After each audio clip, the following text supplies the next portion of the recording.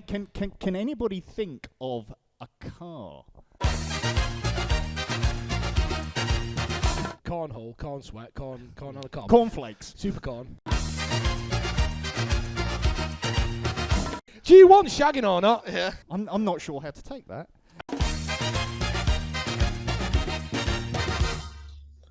They came like a bolt out of the blue to discuss everything in geekdom. Get your fucking knickers off. Ladies and gentlemen, it's time for the attack of the 50-foot nerds.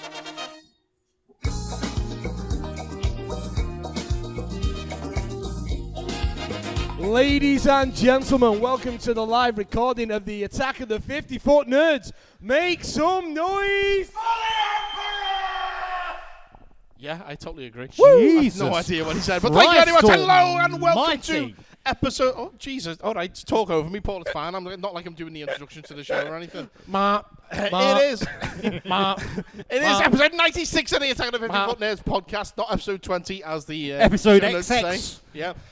My name is Mike Bell, and joining me once again as we talk about geeky stuff, because that's what we do here. Let's start on the right-hand side of me. Oh, it's me, it's Doug. Hi, you alright? Yeah, I'm alright. Yeah, on the far right, have you No, been... just right.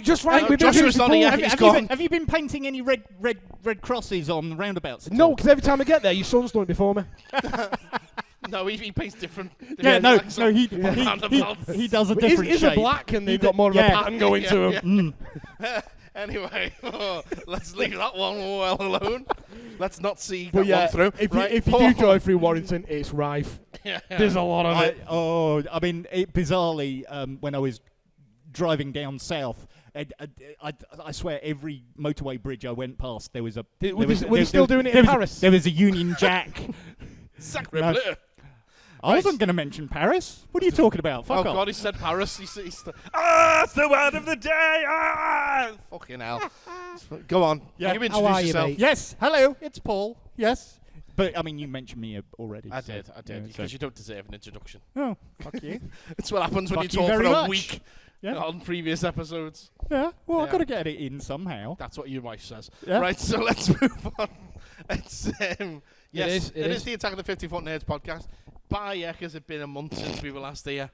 Bayek. Hey, cocker. Hey, lad. Bagum. I should put my flat cap on and tell you all about it. Yeah. Who Pass wants the to Yorkshire start? tea. Who wants to go first? Because I've clearly got a lot that I can talk about this month. I've got a lot. I've not got a great deal to talk about. I've been really busy. The shop's doing well. Everything is good. I said at the beginning of the show that I've got a bit of a public service announcement. Oh, for yeah. people. Yeah, if Yeah. you want to So do your I PSA actually first. went through something this week, which I want to tell people about so they don't have to do it. If you are in the realms of watching movies and stuff, and you come across a film called Conjuring the Cult, Okay. there is no semicolon. It is not The Conjuring, Yeah. semicolon, The Cult. Yes. It is wonderful marketing done by really bad filmmakers. Welcome to the asylum. Snakes on a train, etc. Oh my God! I sat through it going, when are they getting here? Yeah. Dave Wayne has a whole shelf of the It asylum was movies. so Yes, we bad, loves and that Dave. is time that I will never ever get back. Yeah, I know. Yeah. I know. I'm It's sorry. But other than that, everything's fine. Good. Paul, Me? how are you? Yeah, I'm good. I mean, I'm slightly dozing All off. that's notes. I'm slightly, How are you? Let me get my iPad. I'm slightly dozing off because Once upon a time, many months ago. this afternoon I went to I was Paris. out with the missus. She got given afternoon tea at the Ivy in Liverpool for her birthday. So we went and did that. Not from And- you, though. Off, else. off her boss. Oh, okay. Yeah. And it was you don't realise quite how filling 3 small sandwiches and a pile of cakes can be until Have you met you, Paul? yes. Paul, you blow away in a strong No, I gust don't. of No, I wind. really it's just the fact You that know I there's don't. three small sandwiches and a pile of cakes. Yeah, the pile of cakes is going to do it. That's probably it. Yeah. In terms of volume, you that's said big. sideways before now, and I've lost you. Where's he gone? But it's been a busy couple of weeks. Obviously, since the last episode 2 weeks ago, Joshua Yeah. moved down to Sidcup. That is Oh. the most I have driven in a day ever. That's a fucking nightmare of a drive. But we managed to squeeze all 3 of us plus all his shit into the car. We got him installed into university. He's Installed? Yeah. Like he's a fucking USB.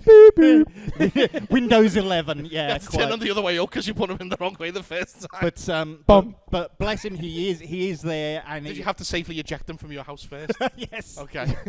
Did your computer not just say what file? Like Mike's. Yeah. But What student? But he's busy with university now, drama college at Rose Bruford in Sidcup. He's yeah. I mean, there's one day a week where they're like working from like 2 in the afternoon until 9 o'clock at night, and it's like So of all your kids now flew the coop. Yeah, I know, it's so quiet. Tell me what now. that's like, It's, bro. Talk to me. Really, you just walk around your underpants all the time. That's what I do. To be fair, I was really sad to say goodbye to Joshua. I know, but and once leave he's him gone, behind. it's like, yeah, surely, come on. It's just, it's like really Were your neighbours banging on the wall at 9:30 at night? It's 9:30. I wish. Dun, dun, it's keep quiet. It's 9:30 at night. Sorry, That might have happened. Back to that one. That might have happened to you. That was a year ago we did that. But I mean, on the Friday, I only saw him again a few days later because he did his induction day on the Friday, and then at 4 o'clock he jumped on the train to join me in Derby for the Hooverville convention that was last Saturday, yes. which is a highlight of our year. This year they got me to join the onstage presenting team. We're not even waiting for the Doctor Who section this month, Yeah, apparently. no, It's gone how straight are in. you? No, Yeah. this is Hooverville. So That's fine. That's different. yeah, this isn't Doctor Who news. So I would. Isn't it? No, no, it's not. I was one of the MCs for like their second screen. All right, and stop. that. Collaborate and listen. Well, funnily enough, Chris Hoyle, who's the other MC, we've decided we're gonna create a popular rap combo called MC Square. I saw your AI generated image where that's just not you at all. Oh, it is. No, that looks fuck all like you. No, I'm sorry. that is actually a selfie that Chris took. Well, it's of the been two of run us at through the end of AI the because day. your face is not your face. No, it is. It is absolutely. The Fucking hell. photo itself isn't just. Have you seen it? I ended up moonlighting on another podcast because Steve your Hatcher, trousers who on. runs Hooverville, So I like the feelings will heal. didn't organise a guest for Vision on Sound, so it ended up being Martin, the presenter of Vision on Sound, Steve, and me talking for 40 minutes, but. Until Brian Hodgson showed up for the last 10 minutes. But only 40 minutes. That is not your is face, that? Paul. That is my face. That is not your That fucking is my face. face. That is not your face. Oh, yeah. That is not your face. Okay, it It's may our have been face. slightly It is adjusted. our but face. it is Slightly? other- Yeah. It looks like you've had a fucking face off with Nicolas Cage. I don't know whose face he gave you, but it wasn't his or yours. Okay. Brian Hodgson, of course, being famous for scraping a door key down a telephone, not a telephone, a piano wire to create the sound of a certain time machine travelling through space and time. He's from Liverpool. A wheezing, groaning sound. Yes, I ended up having a brief chat with him about Queen Victoria in Queen who? Queen who? Queen Victoria. Have you not heard of it, Elias? You live in Liverpool. Yes, you I do. know of the statue of Yes, that was of sculpted by one of my ancestors. yeah. If you look at it from a certain Genuinely angle, was. if you look at it from a certain angle, I'm here as well, everyone. yeah. Say If you now this is I only know this story because Joshua used to tell it in one of the Shiverpool tours. Yeah. If you look at it from a certain angle, it looks like she has an extra appendage, Well, I don't know about that. which We is were gonna why, go to that as which well, is weren't why we? she is referred to locally as Queen Victoria. I've never heard of that. So what Yeah. appendage is it? She's Is it got a willy? She's got a It's a prehensile willy, innit? She's got a Willy, prehensile innit? tail. Just tell me it's a willy. Yeah, It's a willy, innit? yeah. She's like the Nightcrawler from the X-Men. She's got a tail. But my obviously. That's how you know it was made by one of my ancestors. Oh, Children. Enough. When you Sorry. finished. Obviously, my main job last weekend was interviewing the ever lovely Steph DeWally, who is everybody's favourite hotel manager. Named after a Hindu event. Yeah. Anita Ben. Yep. God, can she talk? Which is useful when you're interviewing somebody on stage. Did she get to hold the door open for you at any point? No, I was holding the door open for her. Oh, I was. okay. Give her a day off. Yeah, everyone was very supportive of Joshua when they'd heard he'd done his first day at Rose Bruford, and then literally run up the country to join us. He was shepherding Charlie Condu around at his first Doctor Who convention. Oh, okay. Yeah. So that was lovely. Everybody who'd heard that he's at Rose Bruford was like, "Oh yeah, that's a really good drama school," and that. But they're not going to say, "Oh, that's shit, that lad's." I'm sorry for you, are they? That lad. But no, Fucking hell, lad. It really. I mean, it's me, Steph Diwali, and you control shit. I mean, I come down when I arrived on the Friday. I come down from a hotel room to catch up with a few people I know who are sat in the hotel foyer, right? And they're all chatting, and it's like one of them goes, "Oh, so Joshua started at Rose Bruford. How's he doing?" And it's like, he's doing great. And then this other guy who sat there, who I'd only seen the back of his head, it's like, "Oh yeah, Rose Bruford, Jeff fucking Rawl." Oh, okay. Yeah, it's like, hello, I'm Paul.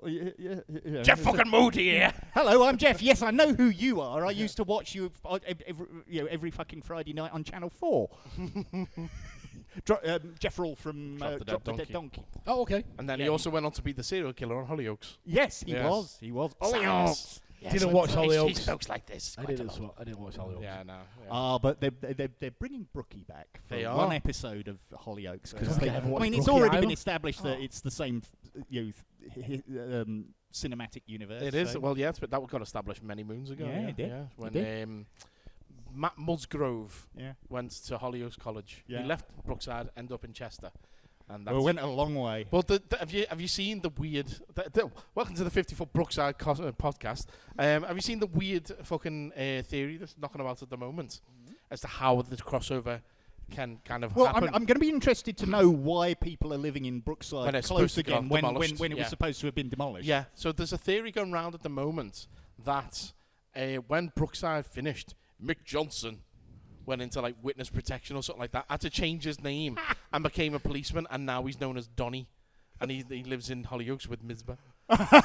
So they reckon that Mick Johnson is like the crossover, because apparently he's like quite key to the crossover event that's coming up, which is weird. But anyway, that's but anyway, Hooverville, always great. Pleased to say, as opposed to this time last year, the Derby Quad is in a much better place now financially. It is safe now. This time last year, there's a bit of worry, wasn't there? Yeah. But now they are. We're definitely doing Hooverville again next year. They're doing a lot of sort of these one-day conventions. I prefer Dyson Con, I'll be honest with you. Derby, obviously. You just let him do it. You two, leave him alone. Let him do it. You may or may not know, but Derby is the home of Lara Croft. It's where Tomb Raider was first created, and they have a Lara Croft road. Well, they're doing. Eyewear is there. Really? Oh, okay. Yeah. Is everywhere triangular? Yeah. Okay. Cool. And do you have to jump from like place to place and hang on things? Just like pick up your milk in the morning. Anytime you go and like you're picking anything up, you've got to do it with two hands. And you're always locking butlers in freezers. You're forever doing that. Yeah. Okay. Cool. But the Quad are doing a one-day Tomb Raider convention. Okay. And also the Hoovers who do Hooverville. They're just doing Chris Barry on his own. Let's face it. They're not getting Daniel Craig or fucking. Oh my God! Yeah. Danny Craig wasn't that? Yeah, they're doing a Quatermass event in November as well. Oh, okay. So yeah, pleased to say everything is good at Derby Quad, and we'll be pleased to be going back. All joking aside, mate, I know we all rip into because we asked you how you are and you've been talking for about half an hour. But the fact that you get to do that for your absolute passion. Yeah. Proud of you, mate. It's fucking great. Cheers, buddy. That is really good. Yeah. Anyway, your turn. Yeah, I can finally talk about things now, can't I? You can finally talk about things. So there's good things and there's not so good things. Yes, well, let's start with the not so good thing first. This last Sunday, I had to put my dog to sleep. Everyone who's been listening to the podcast for some time will know about Patch, my dog. And, he's an old boy, 16. He was a good boy. He was the best boy, really was. And, he went to sleep last week. So, not been the best week for me. But, there's been good moments, so yeah. And it also something happened this week on Thursday, which meant that I can now actually talk about some things. So do you remember back in June we had to cancel the show? What? Yeah. You had to Did cancel we? the show? We had to cancel the we didn't do a 50 show in June? No. Oh. Yeah. No. Why, Mike? So Yeah, why? Tell us why, Mike. Tell us. Yo, you got the camera on tonight? yeah, we do. Yeah. No, leave it there because it means I've got to fuck about afterwards. Oh. So, quite some time ago. How long? Yeah, you know. Like last year, I was going through like all the various TV channel websites and looking for game shows to apply for and things like that. Mm-hmm. And I must have applied for a certain show and completely forgotten all about it. I must have thought that sounds like a laugh. Why not? And in May, I got a phone call saying, "This is James from such a show. I just want to ask, are you single at the moment?"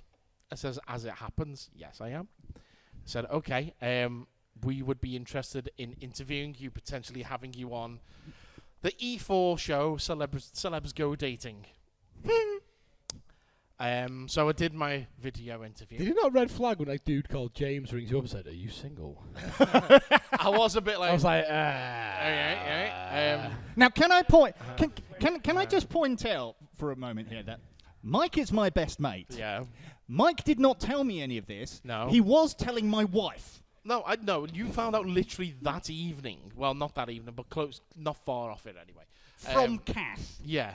Well, so Not you. I know, because it's here kind of. Anyway, so he says, "Can we have a bit of a chat and that?" So yeah. So after work, I got on a Zoom call with him and had a chat and stuff. And he's just like, "Yeah, okay. You seem like the good kind of person and stuff, and we wouldn't mind. What I'll do is I'll show the recording of this call to the producers, and if we're interested in having you on, we'll let you know." Literally a couple of days later, it feels like that they rung me up and just said, "Yeah, we want you to come to London." There was a bit of faffing about. Mm-hmm. They had to call you up and just make sure that I wasn't Yeah, a nutter. rang me up. It's like, so you're mates with Mike. What's he like? He's a cunt. Yeah, pretty much. Yeah. No, but it's just basically to check that you weren't Yeah, I a wasn't serial a nutter, killer yeah. or Yeah, and that you were single. "Oh, Mike, and yeah, Mike's great. Yeah, he's the best. Honestly, nobody tears apart a toddler's body like that to get rid of it. Oh my God, it's amazing." Wow. I'll remember that one. I'll remember that one for next time. That's one for the intro clips. So yeah, so they did that, and then he went, "Right, okay, you need to have an hour-long meeting with a psychologist just to make sure, again, you're not a nutter and that you can handle being on the telly and And people." I was taking like, the "There was piss out of you and stuff. free therapy." I'm like, Yeah. "All right, I might start getting on these calls." So I had this out, and then literally That sounds the fine, next yeah. day, I finished work on the Thursday, hopped on a train down to London. Now, bear in mind, I'd been trying to get the day off work to go and do this, and there was no time off. So I said, students said, the only way I can come to London is if I've got somewhere where I can work during the day and go on the date in the evening. So they literally moved heaven and earth. Apparently, the head of E4 saw my audition tape basically and was just like, I want him on this show, and we will move heaven and earth to get this guy on the show. So they got me an Airbnb. I travelled down on the Thursday evening. I met James at the train station, and he basically said, "Here's what trains you need to get where you're going. Here's the key." And yeah, so I got there, stayed overnight in this Airbnb, this flat basically in London, and I worked in the day and then went on my date in the evening. And I went on a date with Donna Preston. You may not know the name, but she was on Celebrity Big Brother earlier this year. And she also plays Despair, I think it is, In on the Sandman. on Netflix. She's also been in Dead Boy Detectives again as the same character. Yeah, I've literally just watched that. She's in what's it called? David Tennant, Michael Sheen. Oh, thing. Good Omens. Good Omens, yes. Yeah. She's in Good Omens. And she did that game show where With my bell. the apocalypse thing where don't know. where she was She did some an madam. episode of Inside Number 9 as well. Yeah. She's done quite a fair bit. I didn't know who she was because I don't tend to watch that much in the way of telly. I'd seen Sandman, but I didn't put two and two together. So I turned up on the date not knowing Was who she she in is. season 1 of Sandman? She's in both seasons. Oh my God, I don't remember her. Yeah. She's Sorry. she's So I don't want to talk she's- about your new missus. like she's that. what Despair is one of the Endless. The Endless, yeah. She's Yeah, I know. I know one of Despair Dream's is, but I sisters. can't picture it now because for that show, especially season 1. You think of anything, you just think of death. Yeah, that's literally came up. So anyway, so we goes on this date, and all the way through the process, they're like, "What's your idea of a good first date?" And this, that, and the other. So I'm telling them all these things. And why are you laughing? So they literally did. There is context that people are missing here. I know. So they did the one thing that I absolutely hate for a first date, and in watching the show, one of the things that she absolutely hates for a first date, and that is a sit-down fancy meal in a posh fucking London hotel / restaurant thing. They said to me when I was packing, they was like, make sure to bring like a smart jacket and stuff like that because you're going to a fancy restaurant. So I was like, They sent me the menu and said, here's all the stuff, like pick a starter and a main and that. And I was thinking, right, okay, what can I eat that I'm not going to like choke on or that I can kind of or dribble down your chin. Yeah, because I've got a terrible habit of I've got a terrible habit because you're a of messy food. eater. Yes, I am. He is a messy eater, by the way. Yes, I am.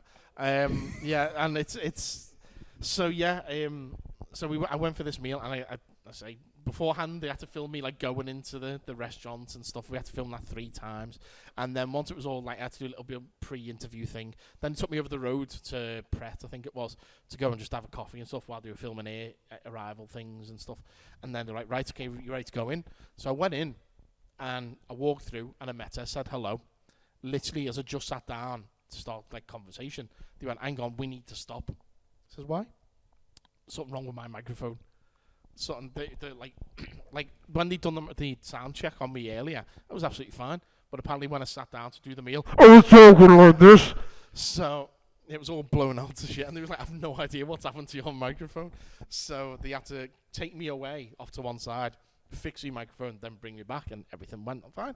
But it was fine. But like, I don't know about yous, but I've never had a date where I've been sitting talking to someone. There's producers sat over there, including this guy called Johnny, who was my producer for the date. Lovely guy, by the way. There's camera guys and a sound guy and a producer over there. There's more producers. There's an executive producer behind me over there, and like shitloads of camera equipment and everything behind me. And a bed, and then the music's kind of like...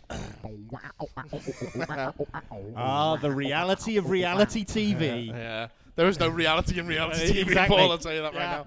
But like... But to answer your question, no, I've never experienced that when I've been on a first date. Yeah, no, me neither. So we're having the date and the conversation's going, it's okay. But like, we'll be talking normally, and then the conversation will just naturally move on to another subject. And the producer behind me will say, like, hang on, can we just stop there? Mike, can you just go back 1 second, just kind of give us a bit more about this? I was like, okay. Give me more. One of the things we were talking about was like Doctor Who. And they were saying, like, who's your favourite Doctor and stuff like that. And they were asking me, like, to kind of elaborate and things. And we were talking, obviously, with it being an actress as well, we were talking about favourite roles that we like to do and things. And I said, like, I don't want to be, like, if I ever, like, get famous or anything like that, I wouldn't want to be the star. I don't want to do that. I'm just happy to be, like, the side funny character kind of thing. That's my jam. And she kind of... This from the guy who runs the podcast and sits in the middle and... Yeah, but that's different. That's hosting a podcast. That's different. Fucking hell, guy. Do you want to do it? Because I don't. Hello, my name is Paul Griggs, and this is the Attack of the 50 Hello, and welcome to the Attack of the 50-Foot Nerds. Make some noise. That's his job. Yeah. If you hosted this show, I'd be like, yes, so this is the Attack of the 50-Foot Nerds podcast, and my name is, it's Paul, and this is episode, Paris, episode... That's what it'd be if you were the host of this fucking If you show. recall, I have done a couple of episodes where... On your own, yeah. Oh, no, we did an episode where you were on it, yeah. and I ran it. I know. And you were sat there going, I don't like this. I know, it was weird. It was weird! It was weird. Anyways, so getting back to the date of it all and stuff. So you'll see the show... So the show's on... Well, anyway. So we did the date, and that was all fine, but it kind of threw me at the end because I wasn't quite prepared for this part, because at the end... There's a guy comes over. The guy comes over, yeah. This guy comes over with the bill, and I'm just like, huh? Kind of thing, because I thought TV show, it's all going to be sorted and that. And he's just like, and she said, oh, should we split the bill? And I'm thinking, I'm fucking paid? What the fuck? So she said, and before I could change my mind to kind of realise what was going on, be the gentleman, and go, no, I'll pay. I just went, yeah, okay. And then looked at the card machine, it's not on. It's fake, but we've got to get off the card and pretend that we're paying kind of thing. I was like, if I'd have fucking known that, then yeah, I would have been prepared. You were for well it, you know? briefed. Yeah, they didn't tell me what was going to happen. I didn't know. So I was like, oh, okay. So I probably look like a dickhead now by saying, yeah, let's split the bill. But yeah. So that was the date.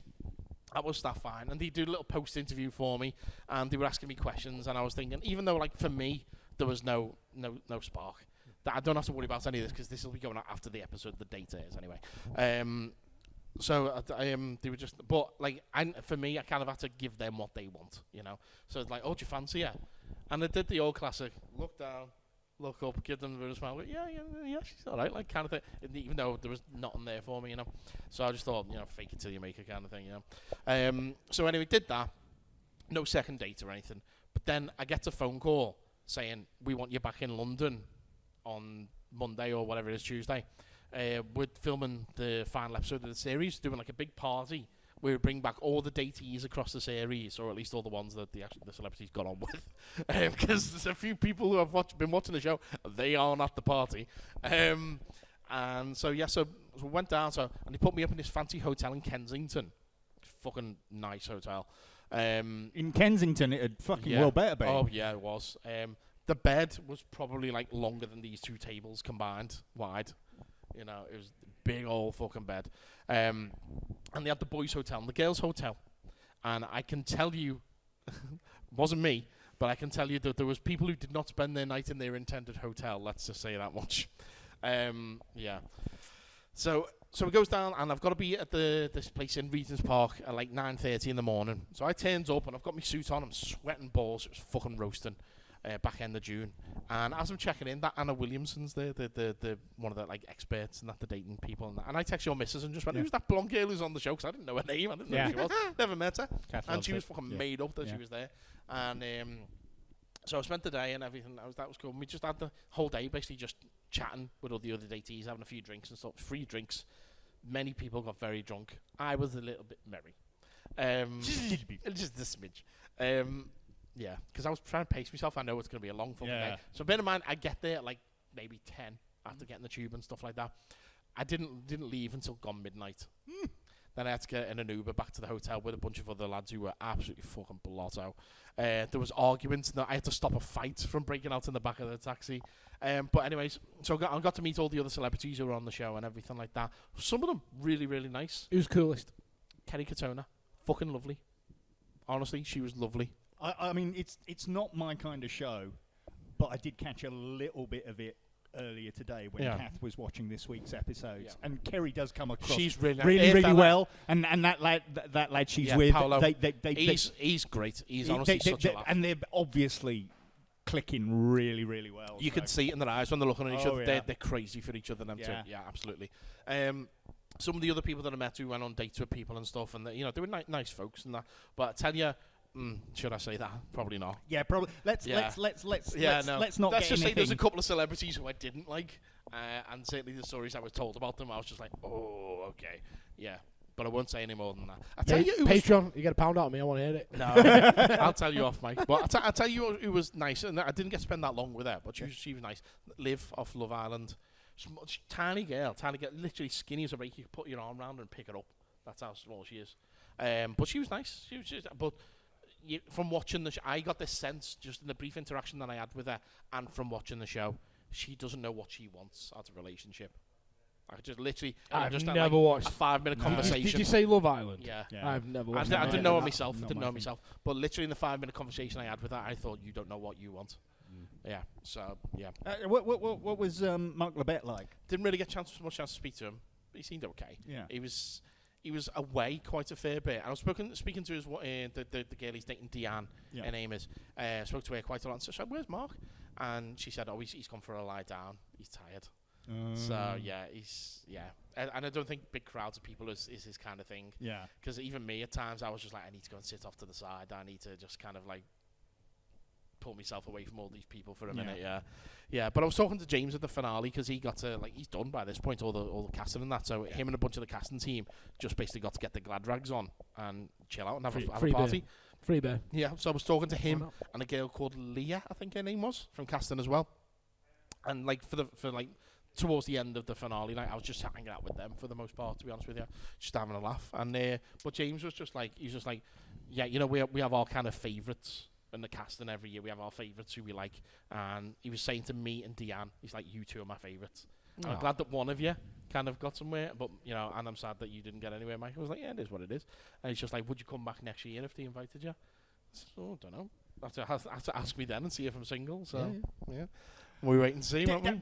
Didn't you tell me that one of the staff was really disappointed because you didn't bring somebody? Oh yes. So when I got to the finale, I forgot about that. So I got to the finale and there was this girl. What's her name? I want to say, was it Naj? Can't remember if it was Naj or something. I can't remember. But I get there and this girl comes fucking pelting over to me. She goes, Mike. I was just like, I've never seen you before in my life. Don't know who you are. And she was like, yeah, my name's, I forget her name now. It's bugging me. She said, yeah, my name's such and such. I had to do your social media checks and stuff like that. She said, and I've got to say, I love John Hollywood. I was like, do you? And she was like, yeah. She said, did you bring him? I said, why the fuck would I bring John Hollywood here? Because he was saying to me, would you bring him to the date? I went, fuck off. Because he'd steal the woman from you? Yeah, that's immediately. True. I mean, yeah. Hi. Let's try John Hollywood goes dating. Hang on. Okay. The preparations that we have to do is ridiculous. Come on, Paul. You get ready. Yeah. Right. You ready? Yeah. Haha, yes, John Hollywood. Nice to meet you on the date. Yes. Haha. Let's see. I make movies. Would you like to go out with me? Haha. Sold. Do you want to be in a movie? Yeah. I'll cast you. Haha. I make your career, baby. Yes. Yeah. So, thank you. It's all right. You can put them away now. It's fine. So he said, "Did you bring John Hollywood with you to the farm?" I said, "Why the fuck would I bring John Hollywood? Because I'm boss." Okay. She said, "Oh, I love it." She said, "You're really onto something like with that puppet." I was like, "Oh, cheers." And she said, "Oh, I really wish you'd brought him." I said, "Okay, well, close your eyes." She closed her eyes and I went, "Ha ha! Big arm energy!" Like that. And she was like, "Ah!" I was just like, "Fuck's sake." And I was talking to this one girl as well at the finale, and her name was Jessica, I think her name was. Was it Jessica or Jasmine or something like that? And begins with a J. Something beginning with J. Yeah, she was literally on a couple of days ago. Anyway, and I was talking to her, and we were just saying, we were talking about, it came up ages, people came up. So they asked me, who'd you go on your date with? I said, Donna. And she said, isn't she a bit old for you? I said, no. And she was just like, why? How old are you? I said, I'm 40. I turned 41 on Friday. This is how close it was to my birthday. It was in June. I said, I turned 41 on Friday. She's like, fuck off. You're not 40. I was like, I am. And she was like, I don't believe you. I said, do you want me to show you my fucking driving license? She went, yeah. Said, okay. Right, here you go. Fuck off. I got my wallet out. And she went, oh, okay, yeah, fair enough. I said, you don't look your age. So thank you very much. Yeah, I get that. I'll take that, yeah. So you did clarify younger. Yeah, there's nothing more embarrassing than having to go, fuck off, you're not 40. I am, I promise I'm 40. Like, but you're at least 60. I know, yeah. 83 years young I am. No, yeah. So I had to, like, a load of people just like, you don't look your age. I'm like, fucking right, get in. But you know what was weird, right? So I'm at the finale, and I think I am the fucking oddity in this room. Because every fucker there... things does not look like the other. Yeah, every fucker there has either got a tan, or turkey teeth, or tattoos up to their neck. So these are the breed that I like to call Towie-looking motherfuckers. Yes, they are all Towie-looking motherfuckers. Towie-looking motherfuckers. To the point, right? So we were talking, and we were saying like, how did you end up on the show? And I said, well, I completed this application form. I completely forgot about. And then they said, other people were just like, oh yeah, I got a DM on Instagram asking if I'd be interested. Yeah. I'm like, wow. I'm fit. That's why I'm here. Yeah. That's it. Yeah, and I was just like, yeah, I was literally, I checked. I was the only person, until James turned up later, I was the only person in that room wearing glasses. The only person, and probably the only person with my own original teeth as well. I was talking to a guy called Gary, who went on a date with Donna a couple of weeks ago on the show. I can't tell those stories, though, because he told me stuff. But I was talking to him, and I know, I can't. I'm off microphone. Yeah. Well, I can't do it. It's the stuff for in the pub after. Yeah. So we're talking, and this guy called Farkan, a Turkish lad, comes over, and he just says to Gary, just interrupts him, and goes, sorry, just whereabouts in Turkey have you been? He says, how do you know I've been to Turkey? And he just goes, And points at his teeth. Yeah. Literally. Yeah. It's fucking mad. So It'd been great if he got it ears, like, and tapped his teeth. Yeah. Like, because of these fuckers. Now, the bit I am most looking forward to, Yeah. because I'm at least aware of this, is when we watch these episodes next week, Yeah. that Rob Beckett is going to rip you a new one. He already has. Yeah. He already has. So when they showed a brief moment of me on Thursday's episode, they said to Donna, "Here's the next date," and they put my picture up on the screen, and they said, "Here's a little audio recording," and they played a little bit of me talking about myself, and I said, "Hi, I'm Mike. I'm like your typical nerd. I like me comics. I like me movies. I like Lego." And Rob Beckett just goes, "Can we find someone who isn't a virgin, please?" What are you fucking clapping for, you prick? Thing is, it's just gonna get worse. Oh, I know. I've been looking. No, I'm not. Very much. So yeah, it's Ask your mum, Beckett. Coming at my boy Mike. Oh, someone get me my Fucking- Instagram. Yeah. Oh yeah. I thought that. Come at my boys. Yeah. Fuck yeah. I don't even know who he is. He's the comedian with the teeth. He's the He one looks that. like- Oh, he's the one who that hangs keeps out going with to Romesh. Turkey. He's the handsome version of Dwayne Dibley. He's the guy that keeps going to Turkey, isn't Yeah, he? yeah. And Turkey, again, and again, and again. No, yeah, no, yeah. he's just got big teeth. He's got fucking Big teeth energy. Well, no, I don't. No, I'm out. Yeah. Don't like him. Yeah. Yeah. Anyways, yeah. So what was I saying? Yeah. So I'd say that was the date. That was the big party finale thing and everything like that. But yeah, now we just got to wait for the episodes to air. So Yeah. my date's on Monday, and the finale will be next Thursday. Yeah. And yeah, so I'm just looking to see how people take the piss out of me on social media. So by the time this episode drops, Yeah. you'll be able to see it all on the Channel 4 streaming service. Yeah. There is. Let me just find this. But if you here. can download it illegally so that Becky don't get any fucking money, that'd be Yeah, great. that would be nice. Okay, so Wait, there- do you get there's paid an for this? episode description on Sky for Monday. Okay. Episode 17. Who's this Mike cunt? Sam tries to make it up to Mahan after their last date. Donna dates Lego-loving Mike. Lego Mike. And Liv finally met someone she takes to the end of the series gala. So yeah, Lego-loving Mike. but they've also spoiled the fact that the date doesn't go well because like the next day it says something like that. Donna and such are still on the hunt for someone to take to the finale. So it's just like that kind of tells you how well the date goes, doesn't it? Spoilers. But you know, it was we had a laugh. Yeah. You know, it is what it is. I told her she could kick me kid in the face. I want to see if they keep that in the edit. Watching something like that back, it's always interesting to see what stays in and what goes out. Yeah. Yes, exactly. Because the brunch episode that was on last week, I know stuff that happened at that brunch that they've cut out to make certain people look in a better light than they actually Have are. you signed NDAs for this? Yes, I have. That's why I can't talk about it on the podcast. That's fine. Yeah. So I'm not allowed to. That's why I can only just talk about it now. Fucking 2 months to almost 3 months after I filmed it. And bizarrely, Yeah. I got an audition off the back of this as well. Yeah. So But Kath doesn't know, but he's going on for Married at First Sight now. she'd probably think that was quite funny. We're on actually. our honeymoon to Paris. Hooray! No, but so when James called up Yeah. for me to basically say what a wonderful stand-up guy Mike Oh, is. thank you. We're just having a chat, and at the end he said, "I hope we get a chance to have another chat, and maybe I'll cast you in something." And I said, "Yeah, fantastic." And Sounds like he was flirting with you. he said, "It turns out." Yeah, I said to him, "Yeah, I'd be interested. I've done a couple of game shows and that." Oh, what did you do? I did The Chase. I used to do the casting on The Chase. Oh, brilliant! You know they're doing Beat the Chaser at the moment. No, I did not know this. I want to do Beat the Chaser. Chuck. The answer in Beating the Chaser. Chucked an application in on the Friday. I got a phone call 45 minutes later. I literally sent it, and 45 minutes later I get this phone call. Oh, yeah, it's Yadia from Beat the Chaser. I've seen your application. Oh, okay, brilliant, yeah. So I got through to the second round Zoom audition. Thing about Beat the Chaser as opposed to the main show is they don't need anywhere near as many people. So 8 episodes over on Saturday nights, they need about 40 people. So they're a lot tighter.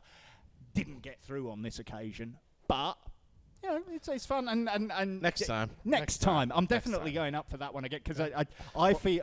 Speaking of applications, have you filled in? I still need to do that. I still need to do that. Let's not talk about what that is. I've got time tomorrow, so cool. Yeah. Cool. Well, I've not been on the telly. Yeah, not since you were on CBBC. Oh, well, I've been on the telly in the past, but I mean, like, recently. I got interviewed on the I got interviewed on the news when I was 16. Because some dickhead came to our school and set off a CS gas canister. I've been interviewed on the news. I have been on the quiz show that I told you guys about the movie game when I was about 11. Yes. And the final. The Doug game. And the final of that. I've also, I don't think I've said this one. Oh. I've also done 2 episodes of a cooking show for the Carlton Food Network. No way. What cooking show? It was called Coxon's Kitchen College. Right, okay. There you go. Let's get that I found. would have been 18 or something like that. And I did 1 episode, and Lana, my missus, did the other episode. No way. Wow. Yeah, so I did that. But I've got nothing in like what you guys are doing now. Obviously, in the future, I'm going to be in some form of Marvel, Star Wars, Disney Plus show. Yeah, of course. On Netflix. Yeah. On ice. But that's about it. Yeah, oh nice. Right, well we said about 45 minutes. We've been chatting this for like 40 minutes, so let's talk about some actual geeky stuff, okay? Yeah. I may have more to say in the future about the show as and when, and NDAs and things. But yes, let's talk about some geeky stuff in the geek news, because it's time for the 50-foot news. Let's go. You want news? We got news. It's time for the 50-foot news. There we go. Yes. Did you not know about that? It's a thing we do. Okay, let's start in the wonderful world of DC, which I took a holiday to earlier this week. Yes, you were in Gotham. I went to Gotham, yes, because it's the filming the Clayface movie in Liverpool at the moment. So I got some lovely photos of a car registration plate. That's all you sent me anyway. Yeah.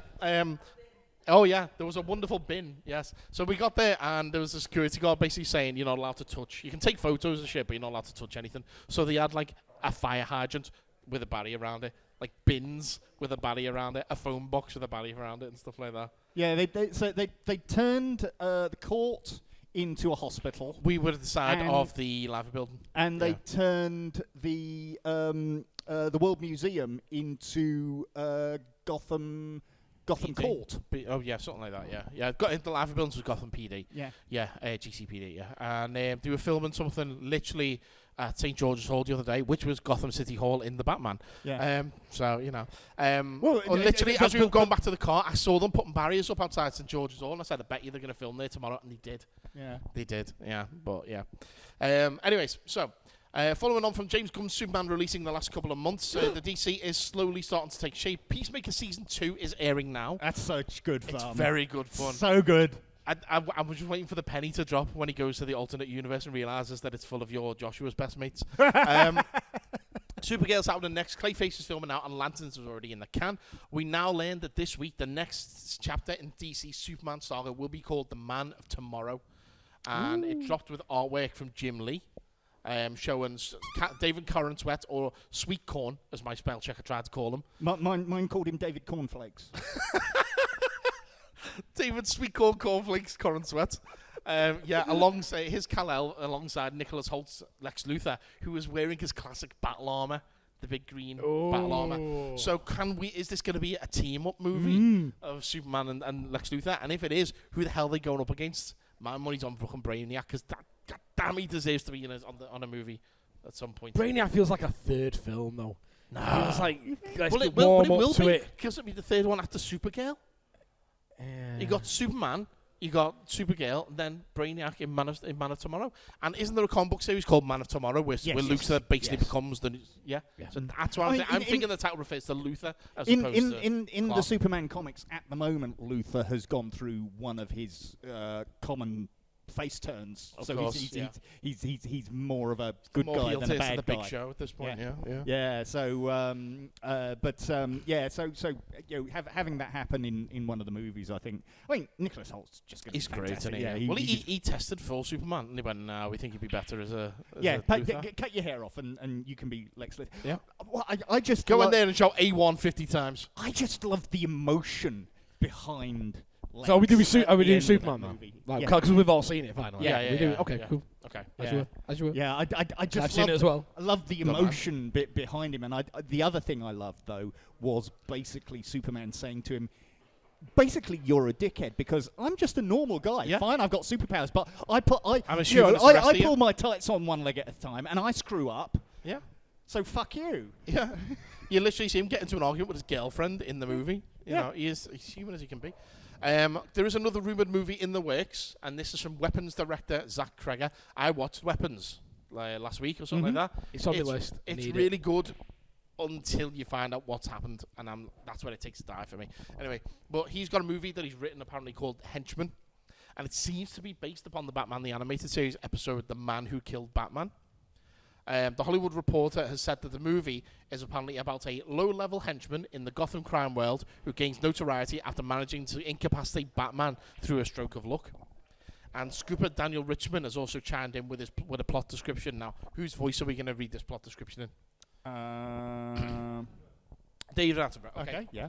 In Gotham City, Robert Redguard, a mild-mannered pharmacist, is struggling to care for his sick son.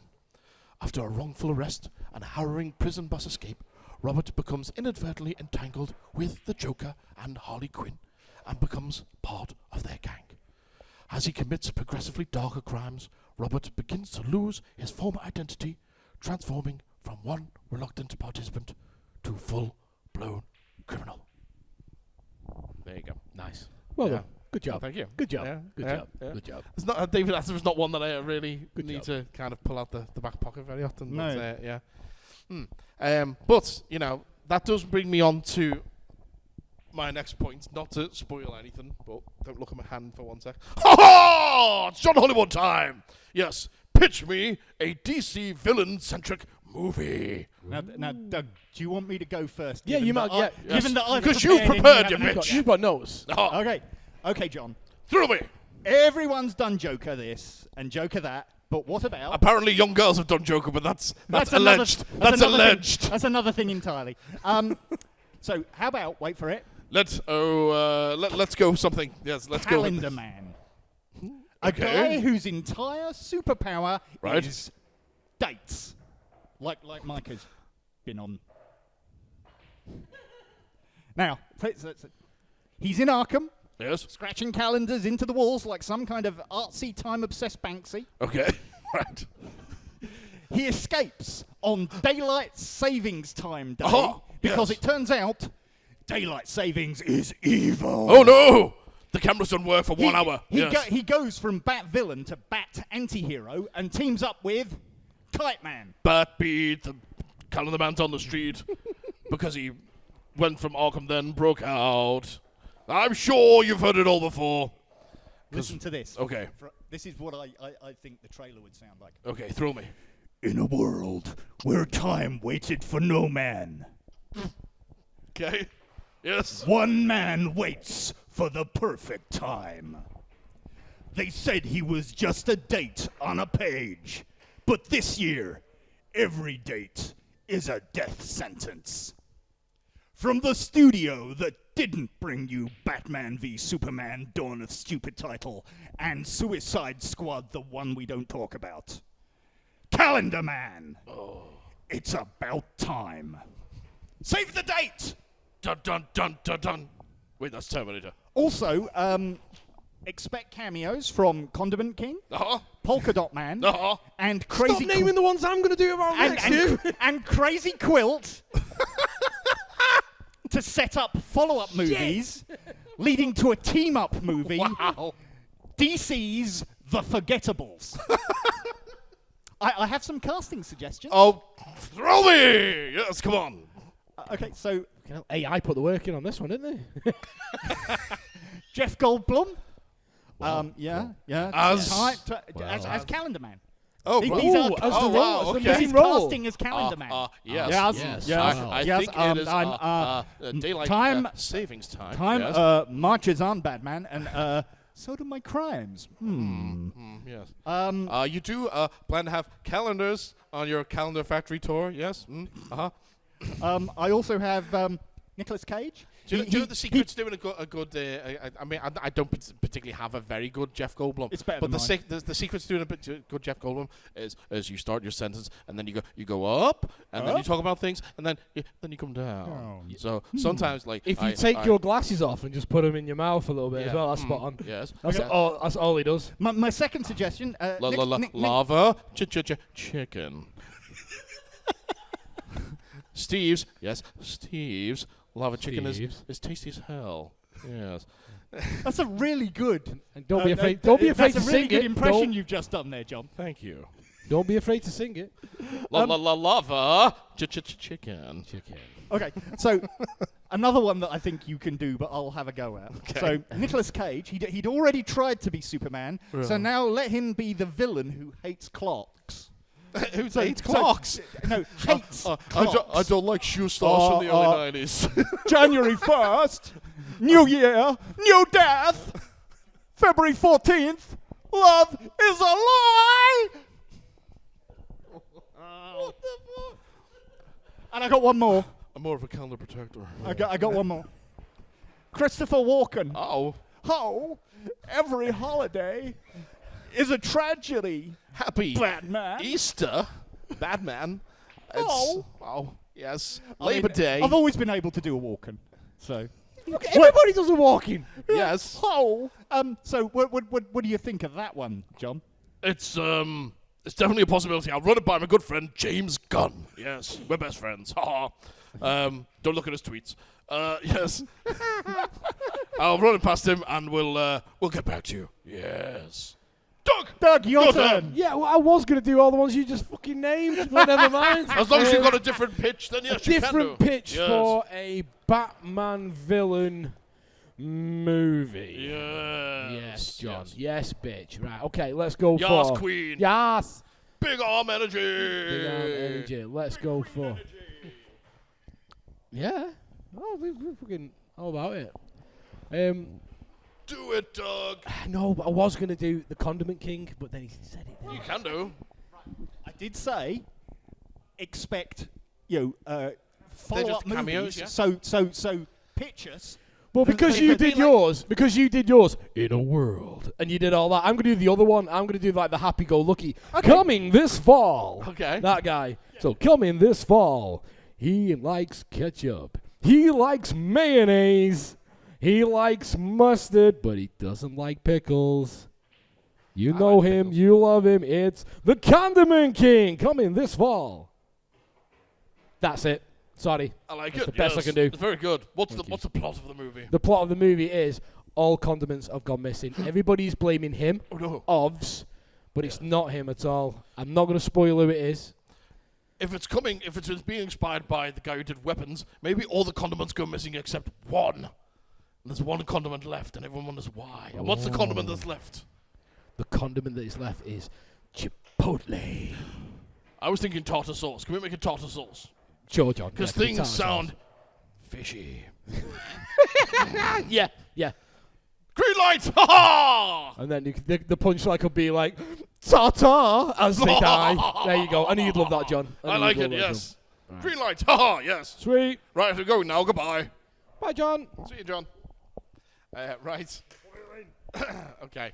Right, let's move on. We're not going to go straight to Marvel like we normally do. We are just going to break it up a little bit. Because Activision, everyone's favourite game developer, they've signed a deal with Paramount Pictures. Oh, they're doing Breakout, the movie. No, they were doing Call of Duty.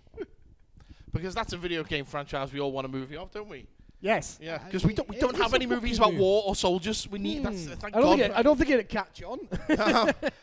So we've got some. There's no further details as yet, but we've got quotes, quite a lot of quotes from two people. We've got Paramount CEO David Ellison, and then we've got Activision President Rob Kostich. What did he say? UAV Well, online. We need a voice first, don't we? For UAV David online. Ellison. That's what you need to do. What's his name? Oh, what's his name in Call of Duty? UAV online. I don't know. I don't play it, mate. Don't play it. It's not my jam. Come on, give me a voice. I've played a few CODs. Do you want to give me a voice? Okay. Yeah, I just want to show that is the United Kingdom's task force in Call of Duty. Oh, okay. So maybe which- you should do these quotes. Which actors have been in Call of Duty? I don't know. Play the games. Didn't even look into There it. you go. It's all gets Will someone boring just after give that. me a voice to fucking do? Let's give you the voice of. Kermit. I always do Kermit. Yeah, we're not doing No. Kermit, and we're saving the Joker for another one. Bruce Willis.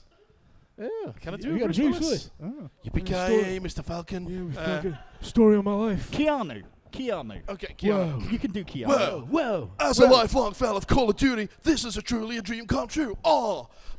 From the first Allied campaigns in the original Call of Duty through the Modern Warfare and Black Ops, I've spent countless hours, dude, playing this franchise, and I absolutely love being entrusted by Activision and players worldwide to bring this extraordinary storytelling universe to the big screen is both an honor and a responsibility we don't take lightly. So, Whoa. yeah. There's there's some more. Sorry, yeah. More from the same Okay, person. let's for the second half of this quote, let's go with Bram Stoker's Dracula, Keanu Reeves. We're approaching this film with the same excellent discipline, uncompromising commitment to excellence, that guided our work on Top Gun Maverick, ensuring it meets the exceptionally high standards slow it down, of this slow it. You're giving us franchise. too much. I've seen that film. You're giving us too much there. The exceptionally high That's standards better. Get this less. franchise and its fans Less. deserve. Like you're dead inside, Mike. I can promise And I that love we Keanu. are resolute in our mission to deliver a cinematic experience that honors the legacy of this one-in-a-million brand, thrilling long-time fans of Call of Duty while captivating a whole new generation. You said duty. No. Yes, so does fucking he in that movie. Now we need Rob Kostic. Homer Simpson. Nah, I'm not doing Homer Simpson. Why not? No. Maggie. Let's do Kevin Hart. Ooh. I ain't got a Kevin Hart in me. I beg your pardon. Should I get my heart on? Right now, no, I can't. No, I can't do a Kevin Hart. No, let's go with. Okay. Throughout its history, Call of Duty has captured our imagination with incredible action and intense stories that have brought millions of people together from around the world, and that focus on making incredible Call of Duty games remains unwavering. With Paramount, we have found a fantastic partner who we will work with to take that visceral, breathtaking action to the big screen in a defining cinematic moment. The film will honor and expand upon what has made this franchise great in the first place, and we cannot wait to get started. Our shared goal is quite simple: to create an unforgettable blockbuster movie experience that our community loves, and one that also excites and inspires new fans of the franchise. I'm Morgan Freeman. Andy Dufresne crawled through. I always go 7 miles of shit. go to that episode of Ghost was my best friend. Babylon. The first time that Ralph did it, he goes, Andy Dufresne was my friend before I ratted on him. Credits. 20 minutes that son of a bitch was outside before the FBI descended upon him and shot him right in the face. I mean, to be fair, It was a closed casket funeral. to be fair, if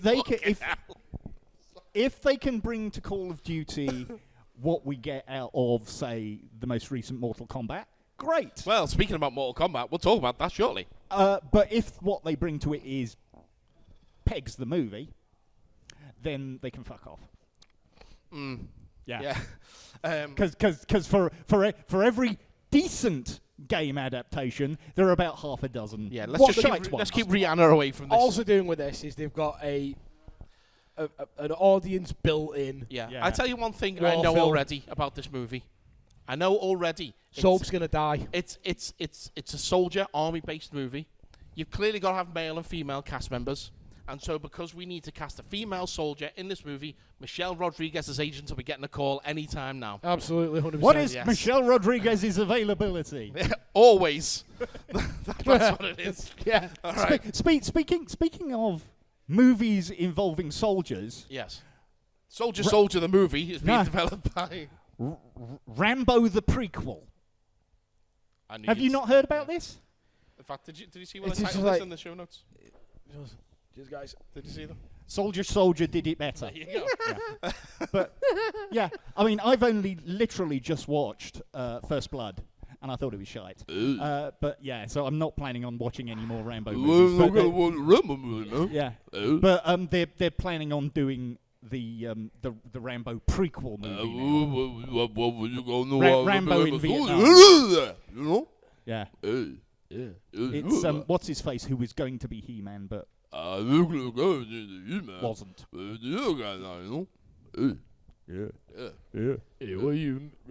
The secret to doing a good Stallone. Stallone, okay, is that you can only talk in vowel sounds. So there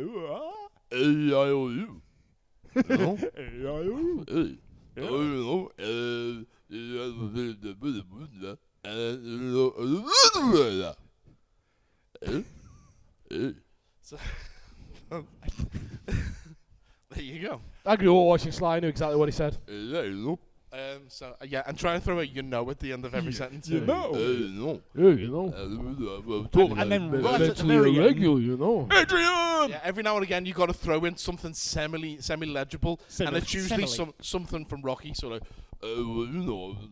On the road, trying to get to the shop, I need to buy something new. Cut me, Mick, you know.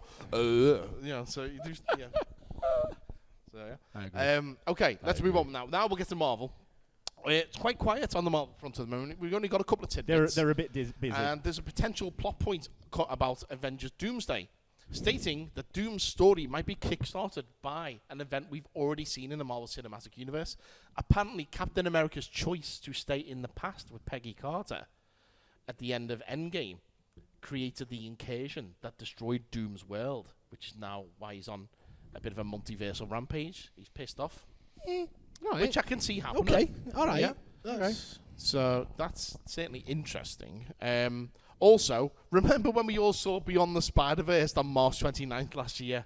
Do you remember when we all enjoyed that animated movie? No, you don't, because it keeps getting fucking delayed. And it's been hit with another fucking delay. Well, somewhere in the Spider-Verse they watched it last year. It was literally, they put a tie-in in Spider-Man 2 for PlayStation that was supposed to tie into that movie, and the game has been out for like 2 years at this point. We are now not going to see the conclusion of the Miles Morales story until June the 25th, 2027. That means it's going to be 9 years it's taken to tell that whole fucking story. It's why I didn't enjoy that second movie, because it's only half a plot. Yeah. Well, speaking of half a plot. Yeah. Big news in the Wizarding world. And I use the term big loosely because Little Warwick Davis is back, and he's going to reprise the role of Professor Flitwick in the HBO Max Harry Potter TV series. Yeah. There aren't any other midget actors available. Don't say midget, that's offensive. Whoa. I'm sorry, Paul, you've been cancelled. Whoa, hey. Whoa, hey. What, hey. Yeah. No, well, no, he doesn't, yeah. But there's plenty of others, including someone who's very, very fucking vocal about this kind of thing. He's coming back to play Professor Flitwick anyway. Yes. Okay. And Griphook, his other role, is being taken on by the actor Lee Gill, who you will know as Arthur Fleck's little friend from Joker. Oh, okay. Yeah. That kind of means that brilliant in he's Joker. basically just How got good was Joker, the first one? I know. And then they went and sad fucked it up with the second one. Mm-hmm. But it means that he's basically just got to sit around for a decade before he gets to do anything. Because he doesn't really do anything until the final book. So there's also rumours that Matt Smith might be playing old Voldemort, but he's denied this. And to be fair, it would be quite tricky for Professor Quirrell to keep that big fuck-off chin under the back of his turban. You know, it'd be very, very obvious who was Voldemort in that. I say, there's a troll in the dungeon. You know, that's, yeah. Yeah, I can't really see that. Finally, okay, we also now have an idea how... Do you use doing your own podcast? Okay, just checking. Okay.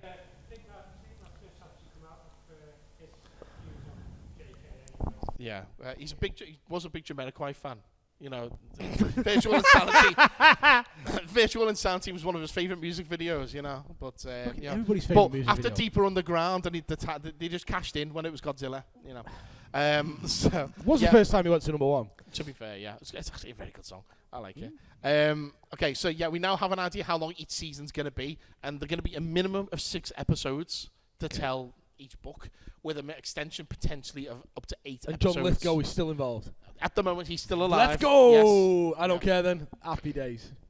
Going on to what Paul mentioned before about Mortal Kombat, 2026 called and said, "Get over here!" Because despite a fucking teaser trailer coming out literally last couple of weeks, saying, yeah, this Mortal Kombat 2 is coming out in October. This is a thing. Yeah. They have now pushed it to May of next year. 7 months for no reason. Because apparently all the test screenings have all said, yeah, the movie's fine. There's not expected to be any reshoots or anything like that. Well, They've just moved it 7 months. Are they moving it because they don't want it to collide with something else? Well, they said the reason is that it's supposed to come out around about Halloween, and they're just like, yeah, it's quiet at the cinema that time of year. So we'll move it to May, you know, when Mandalorian and Grogu comes out. Okay. And a few other things. And they're not just flexing. It's like, yeah, we just made it. Reshoots. Who fucking needs reshoots? We Yeah. just did it in one go. We're awesome. Yeah. Our budget is low. We're going to make a massive amount of money. I know. Speaking of movies that should make a massive amount of money, the makers of Cobra Kai are working on a Knight Rider movie. Woohoo! What do you think, Doug? I'm here for it. You better believe I'm here for it. Yes. Because there's been so many attempts and stuff in the past that now I feel like now the time's right. Well, who could resist the heart-warming tale of a man whose identity is erased so he become friends with a crime-busting talking car, and he can take that to the big screen. You know, but I'm guessing the kit's probably going to be renamed to Night Industries 3000. That was the Yeah. no, it's not. The 'cause thing is that's- as well, that was the car in the sequel TV series voiced by. Everybody's Val got an Kilmer. Apple Watch now as well, so he's That's not what I'm going to saying. look cool talking to. Yeah, true. Yeah. Everybody's got one now. It's like, yeah. And- It's just like, hello, before- Michael. Oh, ChatGPT's in my car. What the fuck? And before anybody suggests Night Industries 4000, that was Knight Rider 2000. That would be Kift. Yeah. Yeah. It was voiced by Carmen Argenziano. Kift. Yeah. It's Yeah, got to be in Kit. Knight Rider 2000. You've got to keep calling it Kit, haven't you? Can anybody think of a car that would be But, like the modern equivalent of the Pontiac Trans Am? Okay, all right. It's going to be a Okay. fucking cyber truck, innit? No, I reckon. I reckon they're going to do what they did with the TV show, where it can be one or the other. It can literally transform. Yeah. So for the 2000, it was a Ranger. It was a it Ranger. was a Mustang. It was a Ford Mustang that could turn into a Ford Ranger and various other bits and Yeah, pieces. no doubt. No doubt, it had a boat in it as well Yeah. somewhere. Yeah. Well, I want Team Knight Rider to be in the movie. I want them to all have, like, there's one that's got like a fucking Jeep, one that's got like a motorbike, one that's got a fucking One that's a Ford KA. No, seriously, they did an episode that was supposed to be set in Europe and knighting. And it wasn't a Fiat 500. No, Wow. it was a KA. It was Mr. Bean's Because KA stood for Night Alpha. Fuck's sake. Well, that would be Car, and that was the evil one. Dun dun dun dun. I Secret know. Origins. But okay. my suggestion, the modern EV version of the Dodge Charger. Because so basically, Yeah. what you want to do. What you want to do is it's Brum. That's a really good idea. Oh yeah. It's supposed to be an attainable car. You want to cast a car that people can go, oh, I could actually go out and buy that. Not something that's really massively expensive. And Yeah. and the other thing about the Dodge Charger is it'll then be a kind of a relationship with another famous 80s car, because the Dodge Charger was the General Lee in Dukes of Hazzard. Yeah, you're listening to the Top Gear podcast. Right, we'll move on because we've still got a bit more to get through. Okay, so spooky But season's to almost answer your here. question, I would have gone a different way. I wouldn't have had it be an American muscle car. No? No, Why not? like a Vespa or something.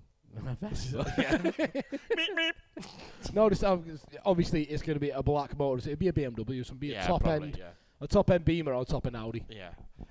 So spooky season's almost upon us, and at the recent Gamescom event, they capped things off with a teaser trailer for a new game based upon the John Carpenter classic Halloween. Thankfully, not the Rob Zombie reboot. There's no gameplay mechanics as yet, but the trailer had a voiceover from the late Donald Pleasance, and that was pretty cool. And I hope we get a trophy for shooting Michael 6 times! I shot him 6 times! I need that to happen. But it's literally just this voiceover, and the trailer is this really, really well done animated babysitter running from fucking house to house. They're like, help me. And the house lets it in, and you just see in the window, the fella's just like, are you okay? And she goes, fucking legs it, and the fella talks, shit, and he runs away. And then you just see fucking Michael just walking out of the house like that. It looks so fucking cool. We're also getting a video game for Hellraiser as well. There's one up for pre-order right now. Again, I'm not entirely sure on the gameplay style, but I'm doubting that fucking anyone's gonna be jumping on Goombas and saving princesses and that, are they? But I want it to be a level where you play as Frank from the first movie, finding all his body parts. I think you've got to do the box is going to be a puzzle that takes you from. It's just a puzzle game, is it? You've got to do the puzzles first in order to get it. Depending on how you do it, depending on how hard it. There's one other bit of news with this. Apparently, Doug Bradley is back to voice Pinhead in the game. So, yeah, I'm sure he has much sights to show us. Right. The Highlander wagon rolls ever on. And good news, a Scottish person has actually been cast in the movie. Karen Gillan is going to play Heather, the wife of Colin MacLeod. Who? Colin MacLeod. That's not the character. Connor MacLeod, sorry. Yeah, you fuckwit. Yeah, sorry. I wrote that wrong. Yeah, you did. Connor MacLeod. Yeah. So, given the fact that she's the actually only Scottish person in the cast, will she be Span-Egyptian? I mean, if she's playing Heather, it's basically it's a spit and a cough. Yeah, massive. I would love it to be a massive gender switch, and there's none of you saw also it coming, and she was the Highlander. Well, let's go. There's also going to be a Guardians of the Galaxy reunion with her because Dave Bautista's been cast as the Kurgan. And that's the news I was talking to you about before. And Jimon Hunsu's also been cast. Oh, I didn't know that. Yeah, okay. That's literally dropped the last couple of days. Cool. Well, so who's playing Connor? That's Henry Cavill. Is it definitely Henry Cavill now? Yeah. Like signed in, done. Yeah. It's all done. Promises. Yeah. He's been locked in for years on this. Promises. Yeah. Okay. So Paul, given the fact that his Highlander is his thing, Paul has also decided to get us another interview with someone. I've got the Ouija board out. Yeah, it's back. We shall reach out into the ether. Is there anybody there? Is there anybody there? I fucking heard you the first time, you bastard. Give me a minute. It's Sean Connery, back from the dead. Woo. Sean, we were talking a couple of episodes ago. We were? About, yes. Who are you? Are you making that son? We were talking a couple of episodes ago to you about the new Highlander reboot Oh, yes, movie. that's right. Yes, I remember now. You were that annoying cunt. Yes. So, now that we've got this casting announcement, what do you think Karen Gillan brings to the Highlander legacy that the original film didn't have? Probably red hair, legs, that kind of thing, really. Okay. Highlander has changed a lot since your time. No, it hasn't. Do you think I've got it on DVD? Do you think fans are ready for the fresh take, or should it have stayed a relic like you? Excuse me? I'm a relic? Yes. How fucking dare you? I very much dare. I was a treasure hunter, you know. Alan Quatermain. I found relics. I didn't become one. No. You were Indiana Jones's dad. Well, that too. But I didn't find relics when I was Indiana Jones' dad. I just got tied to a chair and had sex with a Nazi. Going back to Karen Gillan, if you could whisper one line to her before she shoots a scene, what would it be? Get your fucking knickers off. Goosh. And finally, yes, on a scale of 1 to rolling in your grave, how do you feel about the reboot at the moment? At the moment, I'm cautiously optimistic. Because, let's face it, I've got fuck all else to do down here. I mean, up here.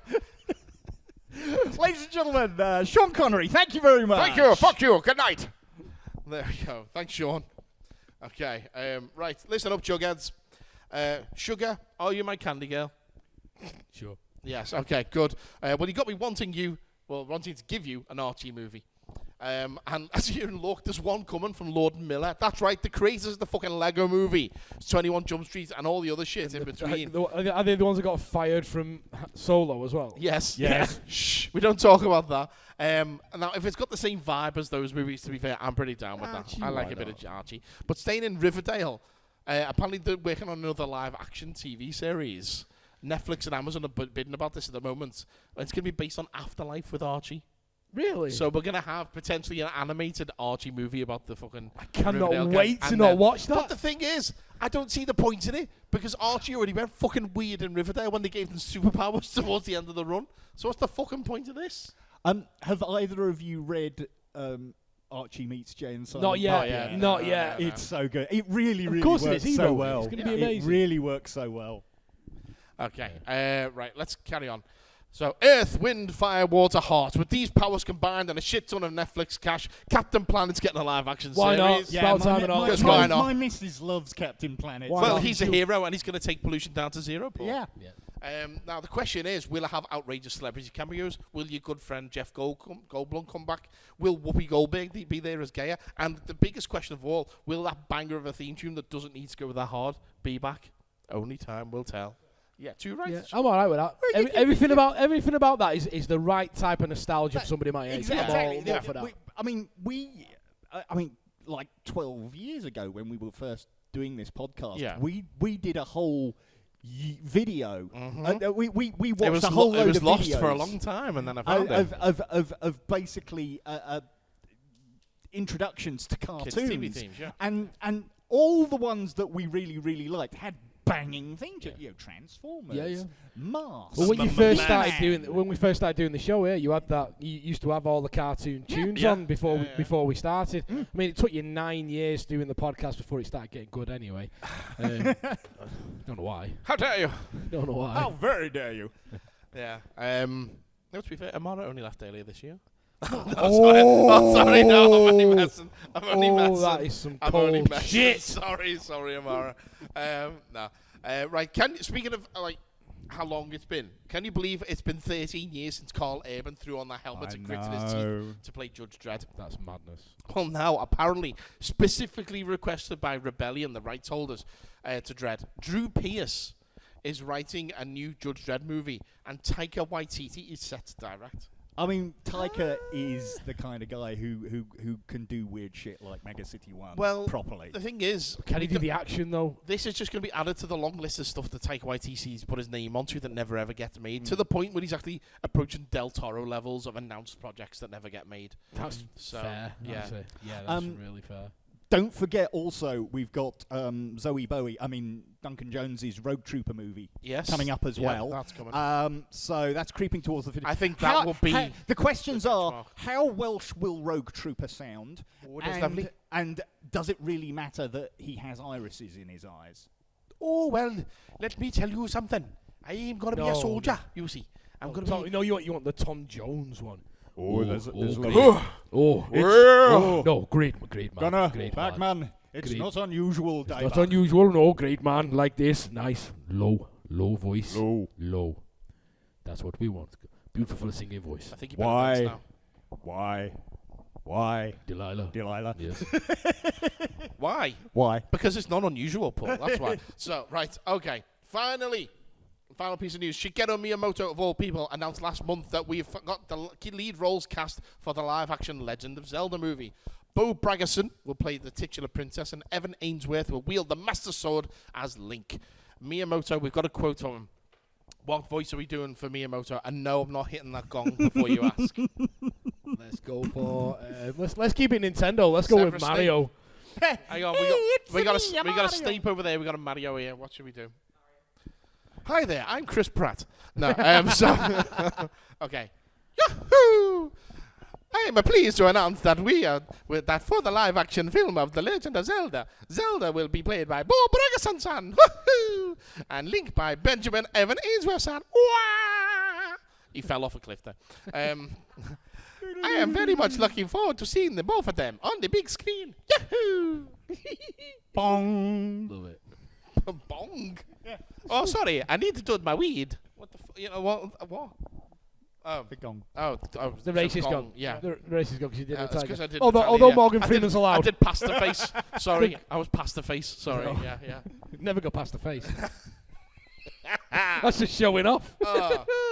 Let's get our way out of that hole by moving on to Paul's bit. Let's talk about some Doctor Who. He's got a book. Hold on to your lapels, Chessington. It's the Doctor Who news. Okay, go. So no news is always good Okay, so news. let's move on to fucking any other business. I just want to say, I also haven't done my homework this month. Oh, have you not? I haven't touched any of it this Okay, month. so that's fine. So I don't get to play this. Who? I'm playing anyway, so that's your Doctor Who sounder. No, So I did like that when I heard it on the last I one. know, It's it so made good. me laugh. Yeah, no news is always good news. And talking to the Royal It is when Television... you're doing your section. leave him alone. Let him do it. Carry on. Talking to the Royal Television Society recently, producer Jane Tranter has explained it's a question of when, not if, the series returns. Yeah. For now, Disney don't need to make any final decisions until their contract ends, and that won't be until after the war between the land and the sea airs, and that now looks likely to not be until 2026. next year. Yeah. 2026, because that will cover a year that Doctor Who itself is not on there. Yeah. Which is We're fair enough. contractually obligated to put Doctor Who out every year, so let's postpone this because we haven't filmed Series 3. Which is fair enough. In the meantime, we have plenty to keep us occupied with new adventures over the next couple of years for both the 9th and 13th Doctors from Big Finish. I won the first Jodie CD. I know. You won the fucking Jodie CD because you wrote a fucking essay about your trips to France. I was just going to say from DWM because I went somewhere. Yes. Where was it? Don't remember. Don't know. Fuck off. It's got memory seizures. I'm also reading the novelizations from Target of the recent season. You remember how in the Target books each of the Doctors had a sort of a standard description. So, for example, Terence Dix always referred to Peter Davison as having a pleasant, open face. Okay. Things like that. James Goss, novelising Lux, has come up with where is it? Where's it gone? Basically describes Ncuti Gatwa's 15th Hang on, Doctor. say his name properly. Ncuti Gatwa. Not a real doctor. His 15th Doctor as a cross between a male model and a supply teacher. Nah, don't see that. It doesn't look like a supply teacher. I liked it. Not like that. In the meantime, Supply teachers were forever flouncing into our fucking classroom wearing skirts and stuff, weren't they? You know. well, they might do now. Yeah. Anyway, for now, we're 20 years on from the return of Doctor Who in 2005, and that means it's been a 20-year golden age of merchandising. And that means it's been 19 years since I used to sneak off in work to watch the latest TARDIS on my phone on the WAP, on the fucking WAP signal on the internet on my phone. Yeah. and it that, cost me £14 for 30 seconds on the WAP. And that's back when WAP meant something entirely different. Yes, wireless application protocol. Yeah. Yes. Manchester-based Roundel Books have published, or are publishing rather, this massive tome, which is called This Go works well Figure. on an audio podcast, Yeah. doesn't it? Well, fine. Watch the video, Say guys. the name. I just did, Oh, okay. but you weren't listening. Massive tome. It's called Go Figure. Now he says the name. Their amazing guide to the character options action figures, starting with the funky disco poses of the 9th Doctor and Rose. Show me a funky disco pose, Paul. But no, seriously. I meant in the book, you dickhead. Here we go. Funky disco poses. Ah, okay. Yeah? Yeah. You remember? Yeah, of course, yeah. Yeah. So all the way up to the 15th Doctor and Ruby. Publisher Gareth Kavanagh has been mentioned before on the show. He's for many years he was landlord of the Lasagari pub in Manchester, Okay. which was the centre of Doctor Who fandom in the city. They did conventions, they did live drama. They had gorgeous Doctor Who comic strip artwork in the Snug. It was one of the great place to go. Over more recent years, he's moved away to comic strip related pro fanzine Vorp Vorp. Okay. And he's also been publishing Cutaway comics. Yes, I know that. Which have been doing their own ongoing epic take on, funnily enough, Sutek and Omega. And other spin-offs like Paradise Towers and Lytton. And then they've been kickstarting books like this one, including a book about the Philip Hinchcliffe era of Doctor Who. And they've also got an upcoming book representing the Time Team art. Okay. Doctor Who magazine of Adrian Salmon. Okay. It's going to be another one. Do me a favour, Paul. Yeah. Don't do that. If you turn your head, take the microphone with you. So, 3 years we've been doing it live, and he still doesn't know proper microphone technique. It always sounds fine when I listen back. This hardback is 455 pages. I thought you'd say pounds, and I was like, are you having a fucking laugh? It includes an exclusive 104-page appendix with brand new photos and information about a book with free bonus book. Every single figure and their various variations, plus prototypes. There's a gallery of the packaging styles as well. A lot of the stuff that Roundel and Cutaway do, they also do a lot of value-added material. So you get a DVD with the hardback. DVD.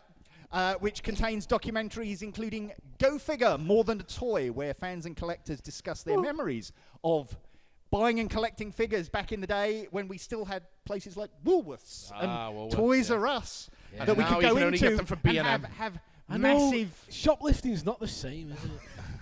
Now we've got to rob it off somebody's front. Right, Go Figure is available to order at cutawaycomics.co.uk/order. In hardback, it's $59.99. And in softback, it's $39.99. The pre-orders are due to be sent out at the end of September. It's high-quality publishing. It's so big and heavy, it doubles as a medieval doorstop, a small coffee table, or can be used to beat annoying co-presenters to death. Doug? It's the action figure encyclopedia that's come to life and decided to crush your bookshelf to death under its sheer awesomeness, so your postie may need a forklift truck to deliver it. Gareth, it's a great book. You've done a fantastic job in getting this through the door and out, and people should be... That's an unfortunate shape design, really, isn't it, when you think about it? It is a little bit. It is a little bit. Oh! Thanks Would you like me to reverse the polarity of your neutron flow? Thanks ever so much for chucking that at me, and also my T-shirt, which is kind of cool as well. That's a bit of merch from one of the comic books that they've done, Inferno. Nice. Yeah, because Petra was a character in the John Pertwee story Inferno, and that's me done. So let's move on. Okay, that's nice and quick for you. Yeah, which is what your wife says. Right. Yeah. Okay, let's move on to it's John Hollywood's favorite part of the show. It's the part where I get murdered. No, let's move on to John Hollywood's Any Other Business. It's time to clean. It's time for any other business. One of the line, one of the scenes. We're asking ourselves now, what's the scene? It's time for any other business. Oh, yes, it's my turn now. Yes, that's right, bitches. It's the John Hollywood section, Any Other Business. This is where I task them, the presenters of this show, apart from Mike. Because he's mysteriously busy whenever we do this part. Why is that, John? Your mum. Yes. Solid response. Solid response. It always is. Yes, that's right, yes. Yes, so this is where they get tasked to do some improv. Yes, we do some improv. Yes. Say it one more time. Improv. That's right, yes. So for this month, I'm going to hand over to Mike, who will take over for me because it's just easier that way. Because you didn't bring. I'm your tired. Thing. You didn't. I'm jet lagged. You I've didn't flown bring all the your way. thing, did you? I've flown all the way from Los Angeles, and boy, are my arms tired. My big arm energy is lacking because I'm very tired. So I'm going to have a lie down, and Mike is going to tell you what your improv exercises are for the month. Thanks, John. Thanks, John. See you later, mate. Right. Bye. Snore. Thank you. Right. Okay. So this month, as we do, John, you're winking at me, mate. You fucking love it. Whoa. Whoa, sir. Not want to get that checked There you out. go. Jesus. I've got cream in my bag. Right. So as we start off the improv exercise every month, we've got some line readings for you all. Okay? So I'm going to read you a line from a movie. Okay. And then we're going to tell them. We're going to. This is always stupid. I love it. So and then I'm going to tell you how I want you to read the line. So first of all, nice and basically, who should we start with? Who do we? I'll go first again. You're going to ask first. Yeah, okay? yeah. So for this month, your line read, and the first time you say it's just going to be a nice, basic, boring line read. The quote this month is, "He's not the Messiah. He's a very naughty boy." He's not the Messiah. He's a very naughty boy. Paul, give me a little bit more. He's not the Messiah. He's a very naughty boy. Don't give me some more. He's not the Messiah. He's a very naughty boy. Paul, you're a teacher trying to keep their cool with the classroom while it's literally on fire. He's not the Messiah, but he's a very naughty boy. Doug, you're narrating a nature documentary. He's not the Messiah. He's a very naughty boy. Paul, you've remembered you've left the oven on. He's not the but he's a very naughty boy! Doug, you're a soap opera character revealing a shocking family secret. He's not the Messiah. He's a very naughty boy. Paul, you're the world's most passive-aggressive GPS. And your line read is... No.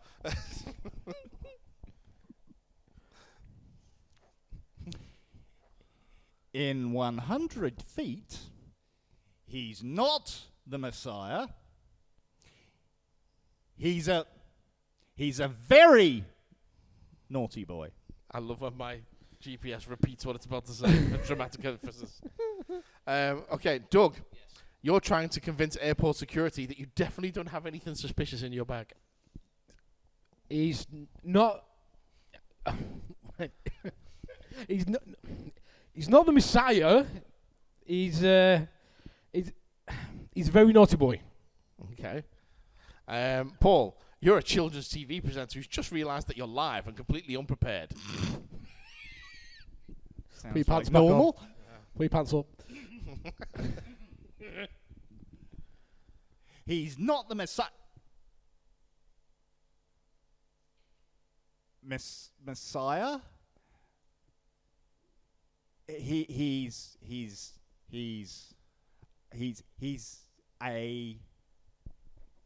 a very naughty boy. We're just men. We're just innocent men. Doug, you're an over-enthusiastic sports commentator while something historic is going on. Okay, he is not the Messiah. He is a very naughty boy. Yes! I like that. Sorry to all our headphone listeners there. Sorry, it's only me. Finally, Paul, you're trying to whisper it during a funeral, but your microphone is way too loud. Why do you have a microphone at a funeral? Because you might be doing a eulogy or something like that. He's not the Messiah, but he's a very naughty boy. Okay. There we go. If I go before him, don't invite him. Fucking hell. That's brilliant. Right.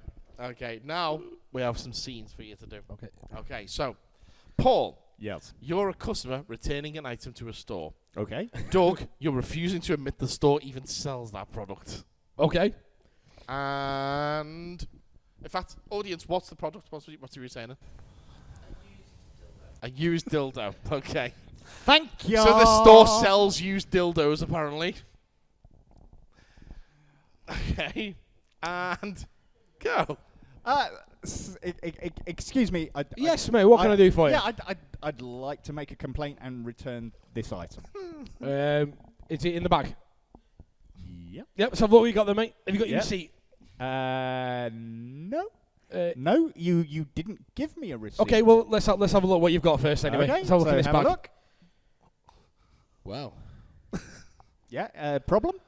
You bought that from us? Yes. I'm sorry, bro. We don't sell these, sir. Well, I definitely bought it here. I don't think you did. We don't I'm sell sure these. we did. We don't sell these here. You don't have a receipt. This is all looking a little bit like you bought this, used it, and you don't want it anymore. It's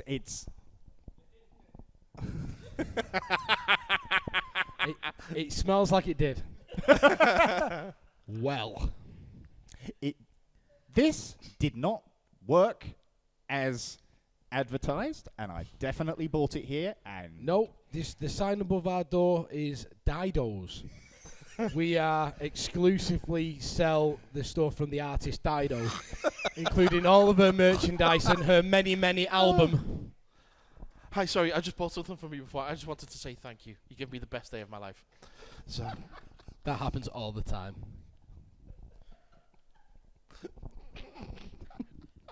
I think we'll cut that there. Is that it? We done already. That was a quick one.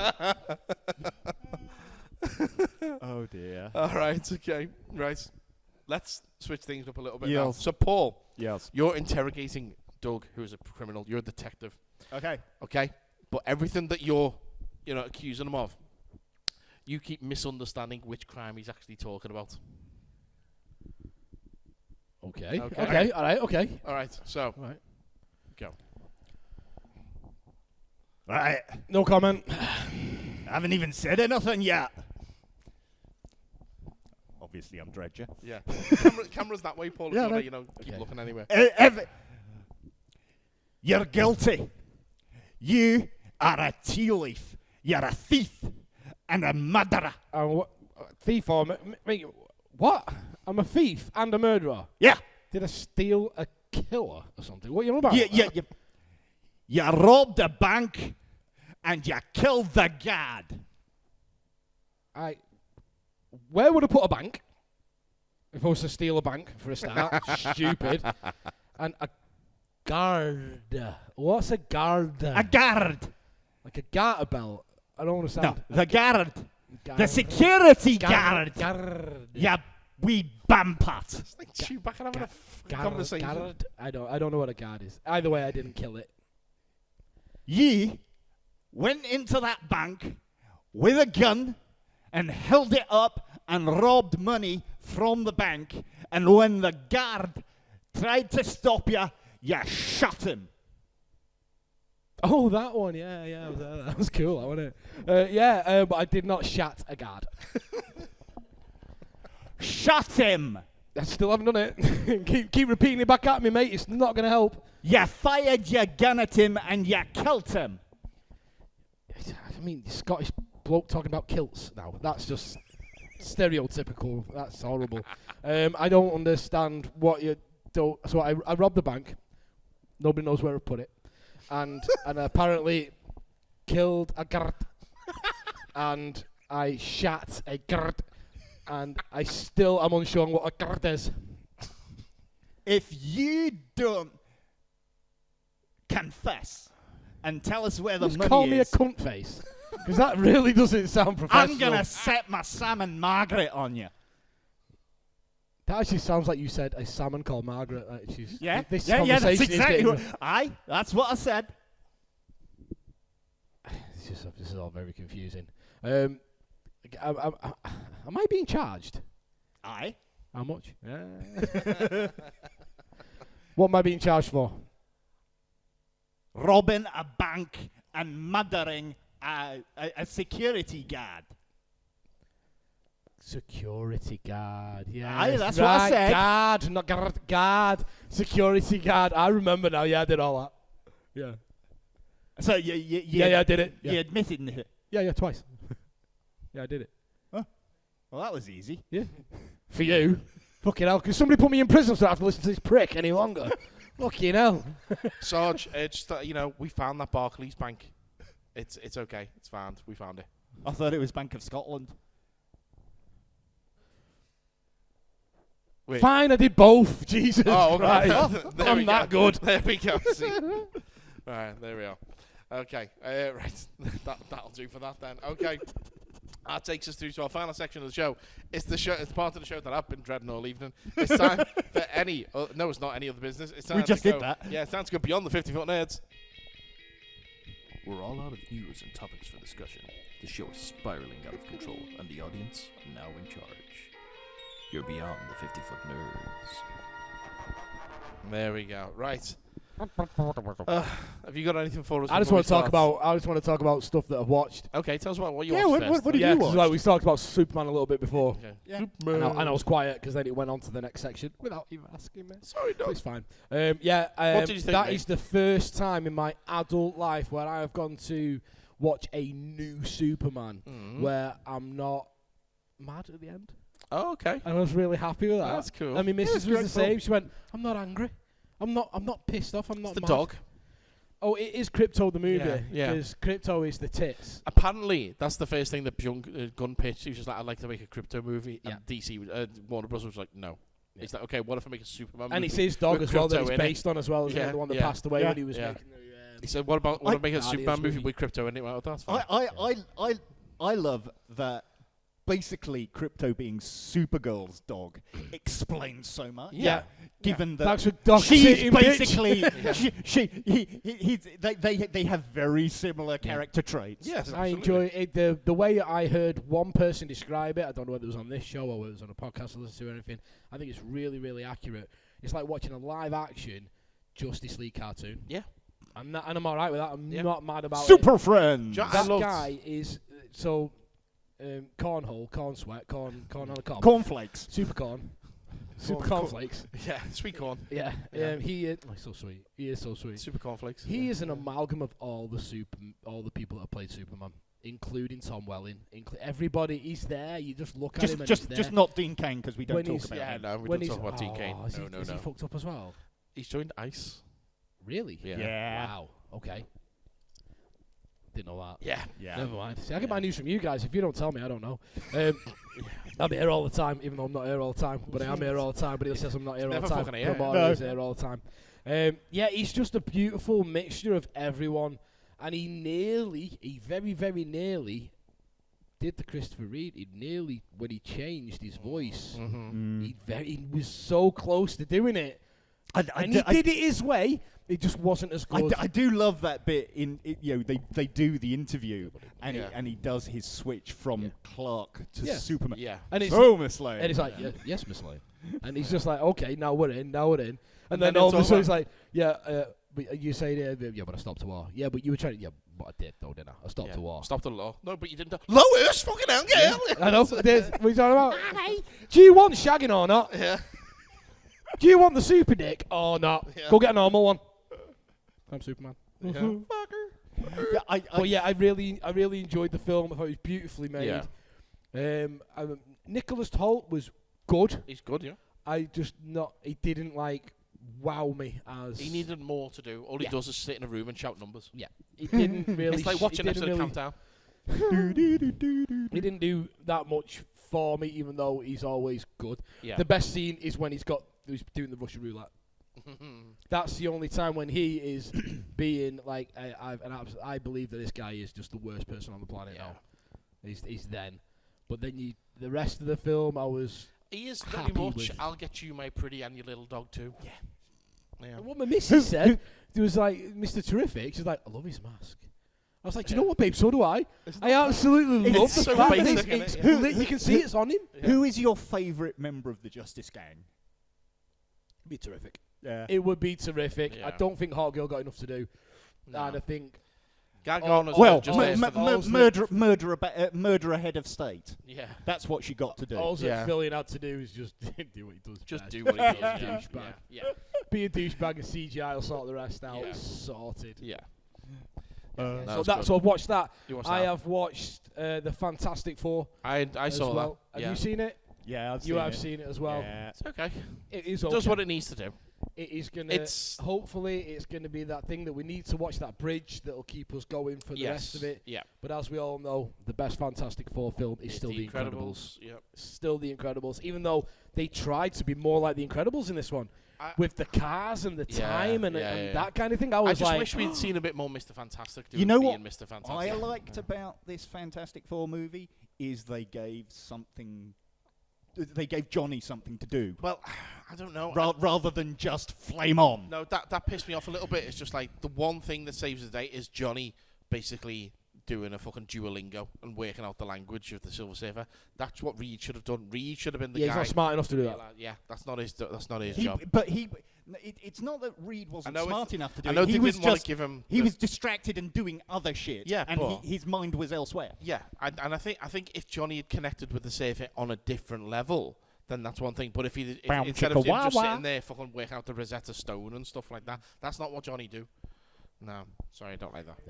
Yeah, exactly. Yeah. Anyways, so that is what I've watched. And what else have I watched? Right, guys, has anybody watched Megan 2 yet? not yet. No. I've got to download. I've it, not but I even haven't watched the first one. I may give it a because we're coming Be up to prepared. This second one's a comedy. Yeah. Oh, I know. Yeah. I had no idea going in that this was going to be. Yeah. Like It's the Terminator 2 to Megan's Terminator 1. Yeah. Terminator 1, Megan's the bad guy. Terminator 2, It's Megan's the good super guy. silly and super fun. Yeah. And I totally enjoyed it. And as I said to you before, I have watched a trailer for a certain documentary that's coming out many, many times. Yep. I have Kevin Smithed it. Every time I've watched it, I've bawled my eyes out. I Like Me, the documentary of John Candy, is coming out on the 10th of October, and I cannot wait. John Candy was such a massive, massive part of my childhood, even bigger than John Lithgow. It's just the fact that he was taken when I think I was 13 when he died. He died in 93, so I was like 13 or 12. I'm waiting for the documentary about his brother, Master Sergeant William Candy. Master Sergeant William Candy. That's right. When again, get the gong out again. We're all doing it tonight. When Mike and I were at Snips, you asked me whether I'd seen this movie. I was there too. I'd literally just watched it that week. Have you seen Saturday Night? Oh yeah. Saturday Night. Yeah. It's basically the movie about the it's called Saturday Night. Oh yeah, because that's what the show was called. SNL. It's about the 90 minutes before the first episode of what was then called Saturday Night and became Saturday Night Live. Saturday Night Live. And how that the guy playing Jim Henson's boss nearly didn't end up on air. Yeah. Yeah. That's such a good movie. I really enjoyed I just love how it's basically just the West Wing, the movie, but also just about Saturday Night. It's just people just walking down corridors, talking to each other, and I'm all there and for throwing it. jokes and at it's each basically other. just essentially done in a wanna for the most part. Yeah. It's so good. It I is loved it. really good movie. The guy playing John Belushi, fantastic. The guy playing Dan Aykroyd, fantastic. The guy playing fucking Chevy Chase, fantastic. The guy playing Jim Henson, fantastic. It's Riddler from Gotham. Yeah. It's just a really fucking good movie. Definitely recommended. Yeah. So yeah. Yeah, so that's what I wanted to talk about anyway. Just that I finally got round to watching stuff because I'm never here, but I'm always here. But I'm never here, but I'm always here. Yeah. So that was nice. Cool. And what else did I watch? Band of Brothers, start to finish, which I'd never watched before, which was weird as hell. I watched that last year, Yeah. and then did the Pacific, and which Mate, one at a time. My missus wasn't saying as this is good. a little bit too army for me. and then So I've gotta- and then I did the Apple airplane one, yeah. which to be fair was not again diminishing returns. Okay, So yeah, I'll leave you where it's at then. And But I've Band of also been Brothers, watching fantastic. Dexter because I'm a Dexter fan. I'm up to date with that. I'm up to date with Alien Earth. oh, that is so good. Yeah, the 3 episodes I've seen, I really. It's such a love letter to the first one. Mm. Or if you got Alien, and then obviously Aliens was like bigger, better. Look at us now. There's loads of them, and there's loads of us, and blah blah blah. And then everything tries to do one. Let's introduce Predator. Let's try and do better and better and better. Yeah. This is what happened the first time round. This is how it was filmed. This is how it looks. This is the haircuts. This is absolutely. It's just so beautiful to watch. I'm working my way through the Alien Predator verse at the moment. So Yeah. So I got to the point where Alien Earth started. I'm going to wait until Alien Earth now finishes before moving on. So I will finally get to see Alien Romulus after I've watched Alien again. It's okay. Romulus, I like Romulus. Yeah, you like you've said you like Romulus. I am looking forward to seeing it, but I've not seen it. It's one of those films that's like when I'm excited about a film or I'm looking for something and they give me at least one of the things that I was looking for. Because to me, the face huggers are fucking terrifying. Yeah.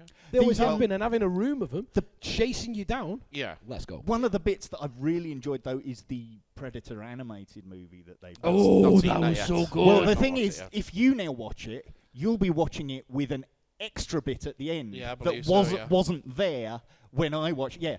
So there's a post-credit shot in Killer of Killers. Killers. Well, now they've added a bit extra to the post-credit shot. Oh, I've heard of this. Yeah. I have heard of this. I haven't watched it yet. Yeah. Where they've kept them all, haven't they? Yeah. They've cryogenically frozen everybody who has succeeded. Yeah. Yeah. Oh, get down. Get to the chopper. It's hard. Let's get to the actual meat and potatoes at the Beyond the 50 Foot Nerds bit. Okay. Then, as much as Somebody's got questions. Yeah, we've got questions. So We were told you were prepared. yeah, go on then. Come on. She's well prepared. Kat, would you like? Okay. Would you like a microphone? You don't have to. I'm just asking if you would rather do that. Okay. Yeah. Okay. How far does it go? Well. Bam chicka wah wah. See, mine wouldn't have got that far, but Mike's is massive. I will need that back to answer. That's the only thing. Borrow mine. You borrow mine. You have to put the microphone up to your mouth though for this speaking to. He said without a mic. Is it stolen off me? Okay. Yeah, I'm damn unprepared. Oh. It's like the Beatles in it. Oh, that's something I'm looking forward to. They've just the Beatles. They fucking broke up years ago, mate. They've just announced that they're bringing Beatles anthology back to Disney Plus, and I've wanted that on a format that I can watch. I haven't seen it in years, so I'm looking forward to and funnily enough, one of the movies I got from Snips was Hard Day's Night in 4K. Oh, cool. That's so good. It's been a hot minute since I watched that. Jesus. Yeah. Here we go. I don't know if I should say this one first, but Let's anyway. go. What's your guilty pleasure nerdy fantasy? The one that you'd only admit on a podcast. Okay. Fantasy. Guilty pleasure. Nerdy fantasy. I'm not sure how to take that. A room full of Lego, all for me. To be locked overnight in the Lego shop. Yeah. Oh.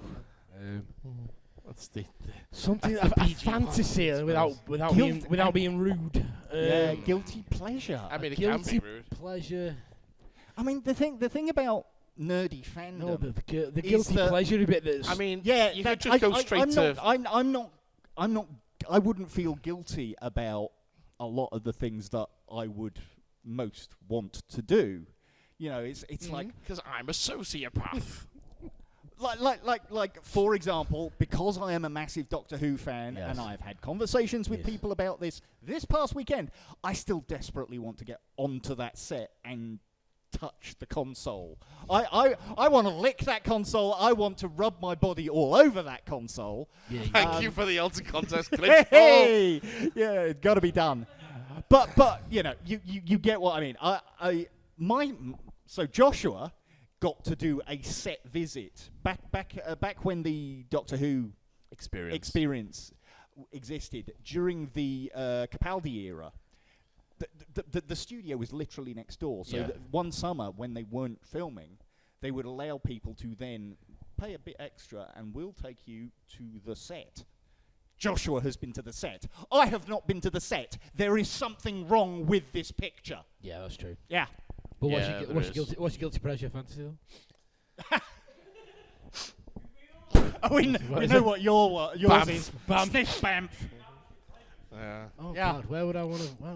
Guilty pleasure only It's- on a it's- podcast. Yeah, there's nothing that I could describe as a guilty pleasure because, for us, a guilty pleasure suggests that it's something a bit shit, and to us, these things that we're into aren't a bit shit to us. I mean, I can admit some things are shit.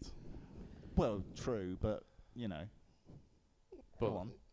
Yeah, but Paul only likes Doctor Who and Highlander, so. Oh yeah, that's Star true. Trek. That's it. Oh yeah, Star Trek Yeah, as well. Star Trek. Oh, yeah. that's another one. I'd love to be able to sit on the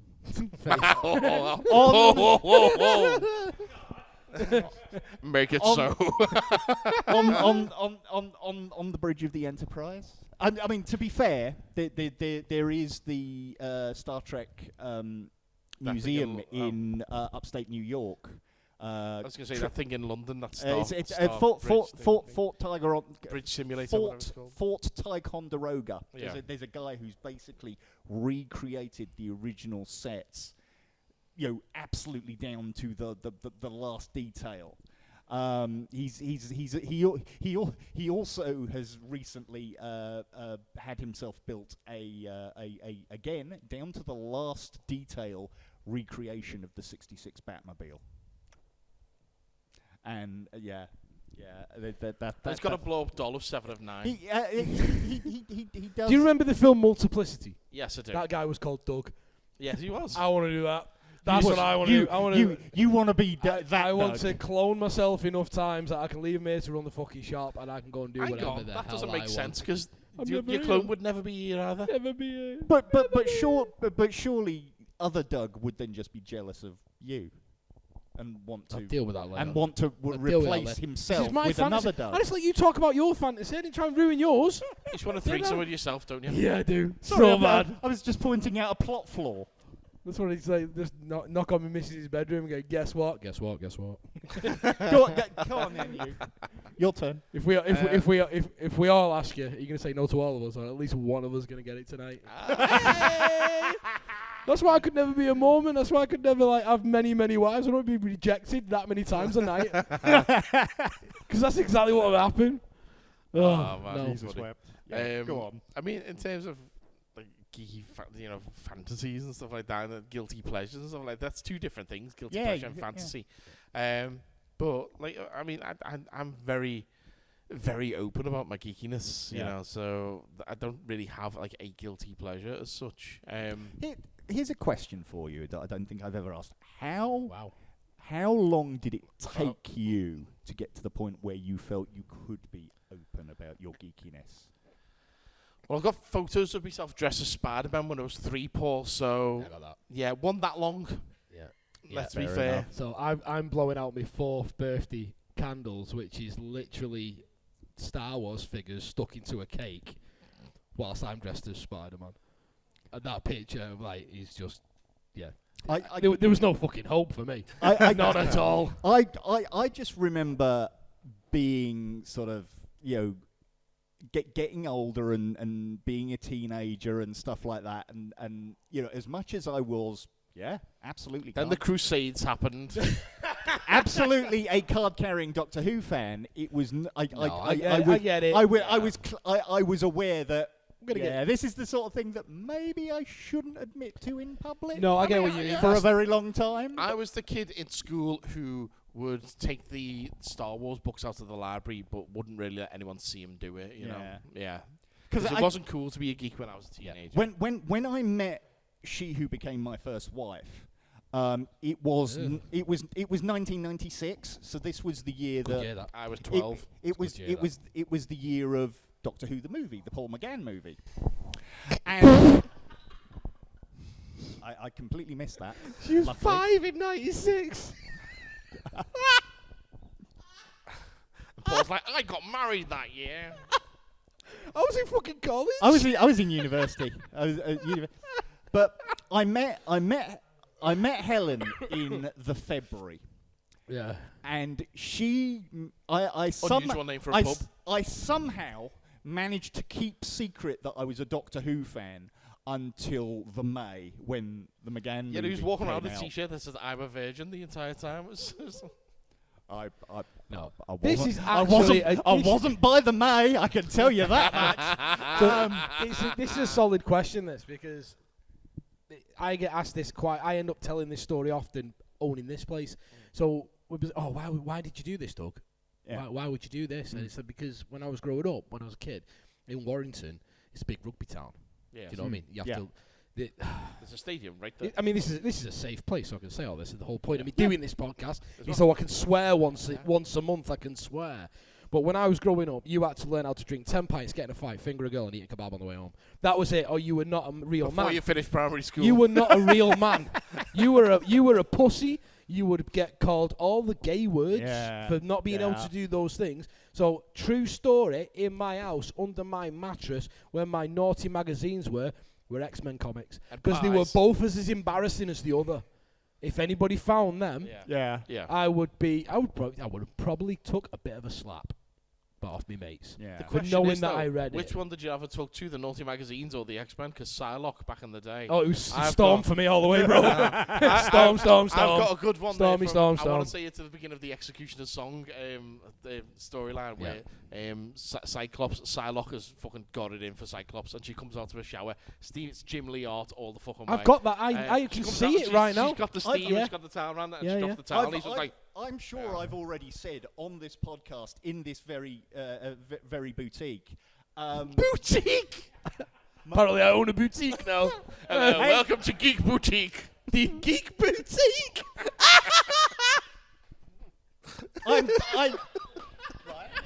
I am very disappointed in both of you, but you mostly, because that was a Monty Python reference. I know. Yeah, but... freak out! Paul, you son of a bitch! That was amazing. But for me, the comic book character that did it for me, Durham Red. All right. Okay. I thought he was going to say Banana Man.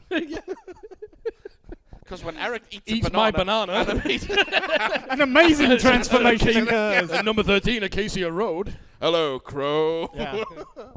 No, good. That was a strong question. I love that.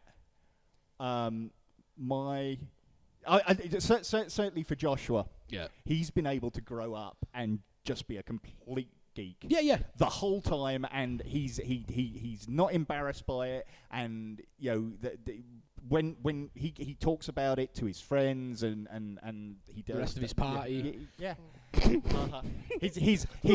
His hot girlfriend from New York. He has a hot girlfriend from New York. Does your son really want to hear you in that case, bro, so have I. Yeah. No, so have I. She goes to another school. Florida. Yeah. No. To be fair, I do know about this because the other week we were talking about it, and Paul, his wife, was saying like, "Yeah, she's from Buffalo," and he went, "Yeah, that's in Colorado." I went, "No, it isn't, Paul. That's Boulder in Colorado." Boulder, Colorado. Both begins with B. Anyway, right. Should we get to the that next was a great question. Yeah, great question. That took us a place. That. I can't help Go on, Jay, wonder what the next one's going to be. Go on, Jay. Everyone knows T2 surpassed the original. It did. There's quite a few other mainstream ones that did. Yeah. We're going to Snips for this. Okay, right. Hey! Yeah. B movies. Yes. Sequels. I'm a B. That surpassed their original movies. Okay, sequels. And I do have one. Sequels that surpass the original. Well, Aliens obviously is better than Alien. Is it? I think Aliens is a better movie. Yeah. Troll 2. Everyone remembers Troll 2. No one remembers Troll 1. That's a good call. Because Nilbog is gobbling backwards. Oh my god! I go with Critters. Critters. Is Critters 2 better than Critters 1? I think so. Because that's right. It's been decades since I watched it, but that is the one when the bounty hunters turn up. They look at the naughty magazine, and then they take that on, and then she's got the staple in her belly. Oh, well, that's to be fair, this may sound controversial. Oh god, it's so controversial. Friday the 13th Part 2 better than Friday the 13th Part 1. Right. It's the one that brings Jason in, isn't yes. it? Well, Jason's in the first one, but yeah, he becomes the killer in the second one. Jason, as we know him now. Clearly, Texas Chainsaw 2. I've got it. I'd prefer it over Texas Chainsaw 1. So, Amityville. The last Amityville. That's so much better. So much better for one reason and one reason alone. Josh. Yeah, it's Josh. Yeah. And are you now just going to suck his dick? Sure. It is what it is. Are you cool with that? I think I better ask first before I just do it. It's a bit So rude. you've been listening to the Attack of the 50 Foot Nerds. Wrap it up. Yeah. You've got to be safe, haven't you? Right. So, what's your B movie? The sequel is better than the original. Something really sort of cheap, because obviously the Alien movies are Excuse me. bit better quality. Bit better. Yeah. Oh God. Yes. I don't know. Come on, Paul. Yeah, I'm just trying to think of some stuff that I can think of stuff I've watched. Dalek Invasion Earth 2150 AD. That is a good shout, actually. That is. I would never refer to that as a B movie, but out of the two, It's the better movie. But yeah. It is a better movie. I mean, admit you for a start. You don't have a bunch of foals wearing massive eyeliner. Yeah. And the effects. What they did with the Dalek flying saucer, just by taking it outside and hanging it on a wire, but shooting it against a real sky. Shooting at what? Shooting. Not a real doctor. But anybody who doesn't even have any particular Can't say anybody. You're not allowed to dump bodies in the river. Yes. Yeah. It doesn't matter whether you like Doctor Who or not. The Peter Cushing's movies from the 60s are worth giving a go. Yeah. I've said it before. I'll They always paved go the back. way. I'm all about this kind of stuff. It paves the way. I recently started watching for the first time in a really, really, really long time. And I'm almost embarrassed to say how long. 2001. Space Odyssey. Such a gorgeous film. It's 1968. Yeah. Star Wars isn't out for another 9 years. That's where they did the slit scan technique on that then the BBC and used without all this stuff, without all the things that came before, we don't get where we are now, and that's really important for cinema. But yeah, I think you know what? That's a great question, Jay. Technically, I would class this a B movie. I'm a big fan of Robert Rodriguez. El Mariachi. Oh, is yes, bitch. Yes, he's won. Oh, he's just fucking won, hasn't he? El Mariachi is a B movie. Yep. But Desperado is the better sequel. £8,000, $8,000 that cost. Yeah, I love that movie. I love that movie. Oh no, I've got the better answer then. It's not Clerks. It's Evil Dead 2. Oh, yeah. That is a yeah. Yeah. I've just won. Thank you very much. Yeah. And I said Did you have another question? And I said fucking critters. You've got to. Okay, well, give us one more then. Oh God, we haven't got time for another one. Do you think it's become a bit too woke? As what? Doctor Who? Is Doctor Who too woke? Oh. He's doing the woke dance. Okay. Oh, he's doing to me. Oh, I'm going to the audience to watch this. Watch his levels. Now, normally, at this point of the show, it is Mike who gets wound up and upset about shit. It's my turn, bitches! Right, I have talked about this on the show many, many times. Woke. People complaining about things like Doctor Who or Star Trek. Oh my God, they've become too woke. What does woke mean? It means that you have empathy for people, that you want to look after people, you want to be nice to people. Woke! Fuck me! Doctor Who and Star Trek have been woke since the fucking 60s. Go back, Doctor Who, you go back to the very first story, the first 4 episodes, and you're enjoying this, Doug. And you'll see that, the Doctor, and well, more specific, not specifically the Doctor, it's more Ian Chesterton is trying to teach these cavemen how working together is a better way of doing things rather than just beating each other's brains in with fucking... It was like Bob the Builder before Bob the Builder. If we work things together, we get the job done. Okay, I wasn't going there, but fair enough. Scoop, Muck and Wendy and Rolly too. Lofty and hang on, whatever they are. Lofty and Wendy join the crew. Yeah. Working Bob together and is so Gavin much have fun. so much fun. Yeah. Working together, they get the job done. There you go. Bob the Builder's woke. Yeah. I hate any reference to the... Frank. Colin me or Colin Mike me. didn't pack it up. She just said it was just a yes or a no answer. I genuinely don't understand people who say they are fans of Doctor Who or Star Trek or Star Wars. Oh my God, Star Wars is woke because of what's her name, Kelly Tran. You know, and you know, having a black stormtrooper and shit like that. What? Having a female stormtrooper who is the leader of all the fucking stormtroopers, Captain Phasma. If you are saying that this thing you are watching is woke, you do not understand what you have been watching for 10, 20, 30, 40, maybe even 60 years, Paul? and you need to fuck off. Paul, do you remember when the Doctor turned into a woman? Yeah, it was great, wasn't it? Was it woke? No, it wasn't woke. So, George no then. You don't think it's too woke? No, I don't. It's not fucking woke enough. And on that bombshell, we will leave the episode there. Oh my God, you can come again. If you're going to give my friend an aneurysm, you can come again. That's amazing. Now you know what it's like. I know.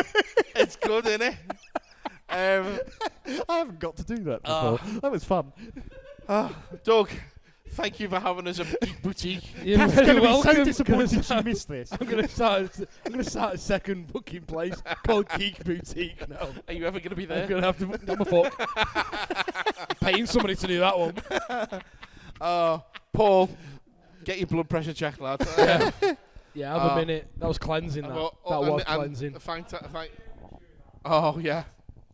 Absolutely. Fucking hell. We've been doing the show 13 fucking years. It's the most animated I've ever seen him. Literally, usually fucking John Hollywood's got more fucking animation than them, Paul. But my God. Hello, Yoda. There's only fucking Elijah Wood that'll get me to that. Is Elijah Wood woke?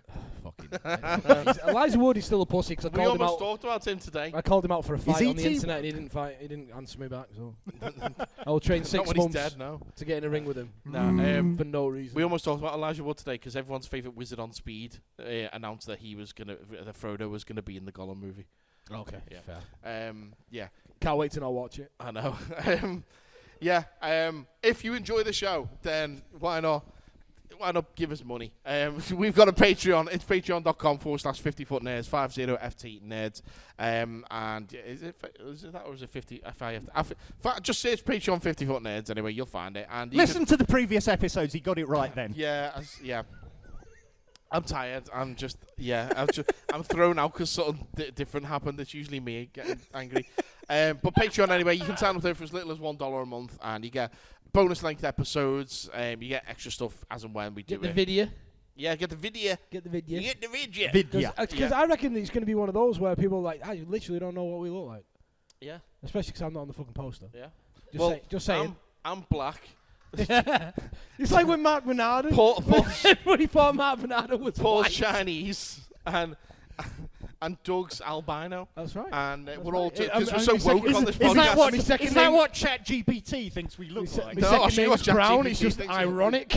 Let me see if I can find you what ChatGPT thinks you look like. Let me find the picture. Hold on, because I did try and get it to generate a new picture that I was going to use on the promo art and stuff. God, my ChatGPT library's just pictures of John Hollywood at the moment, so I can't see it.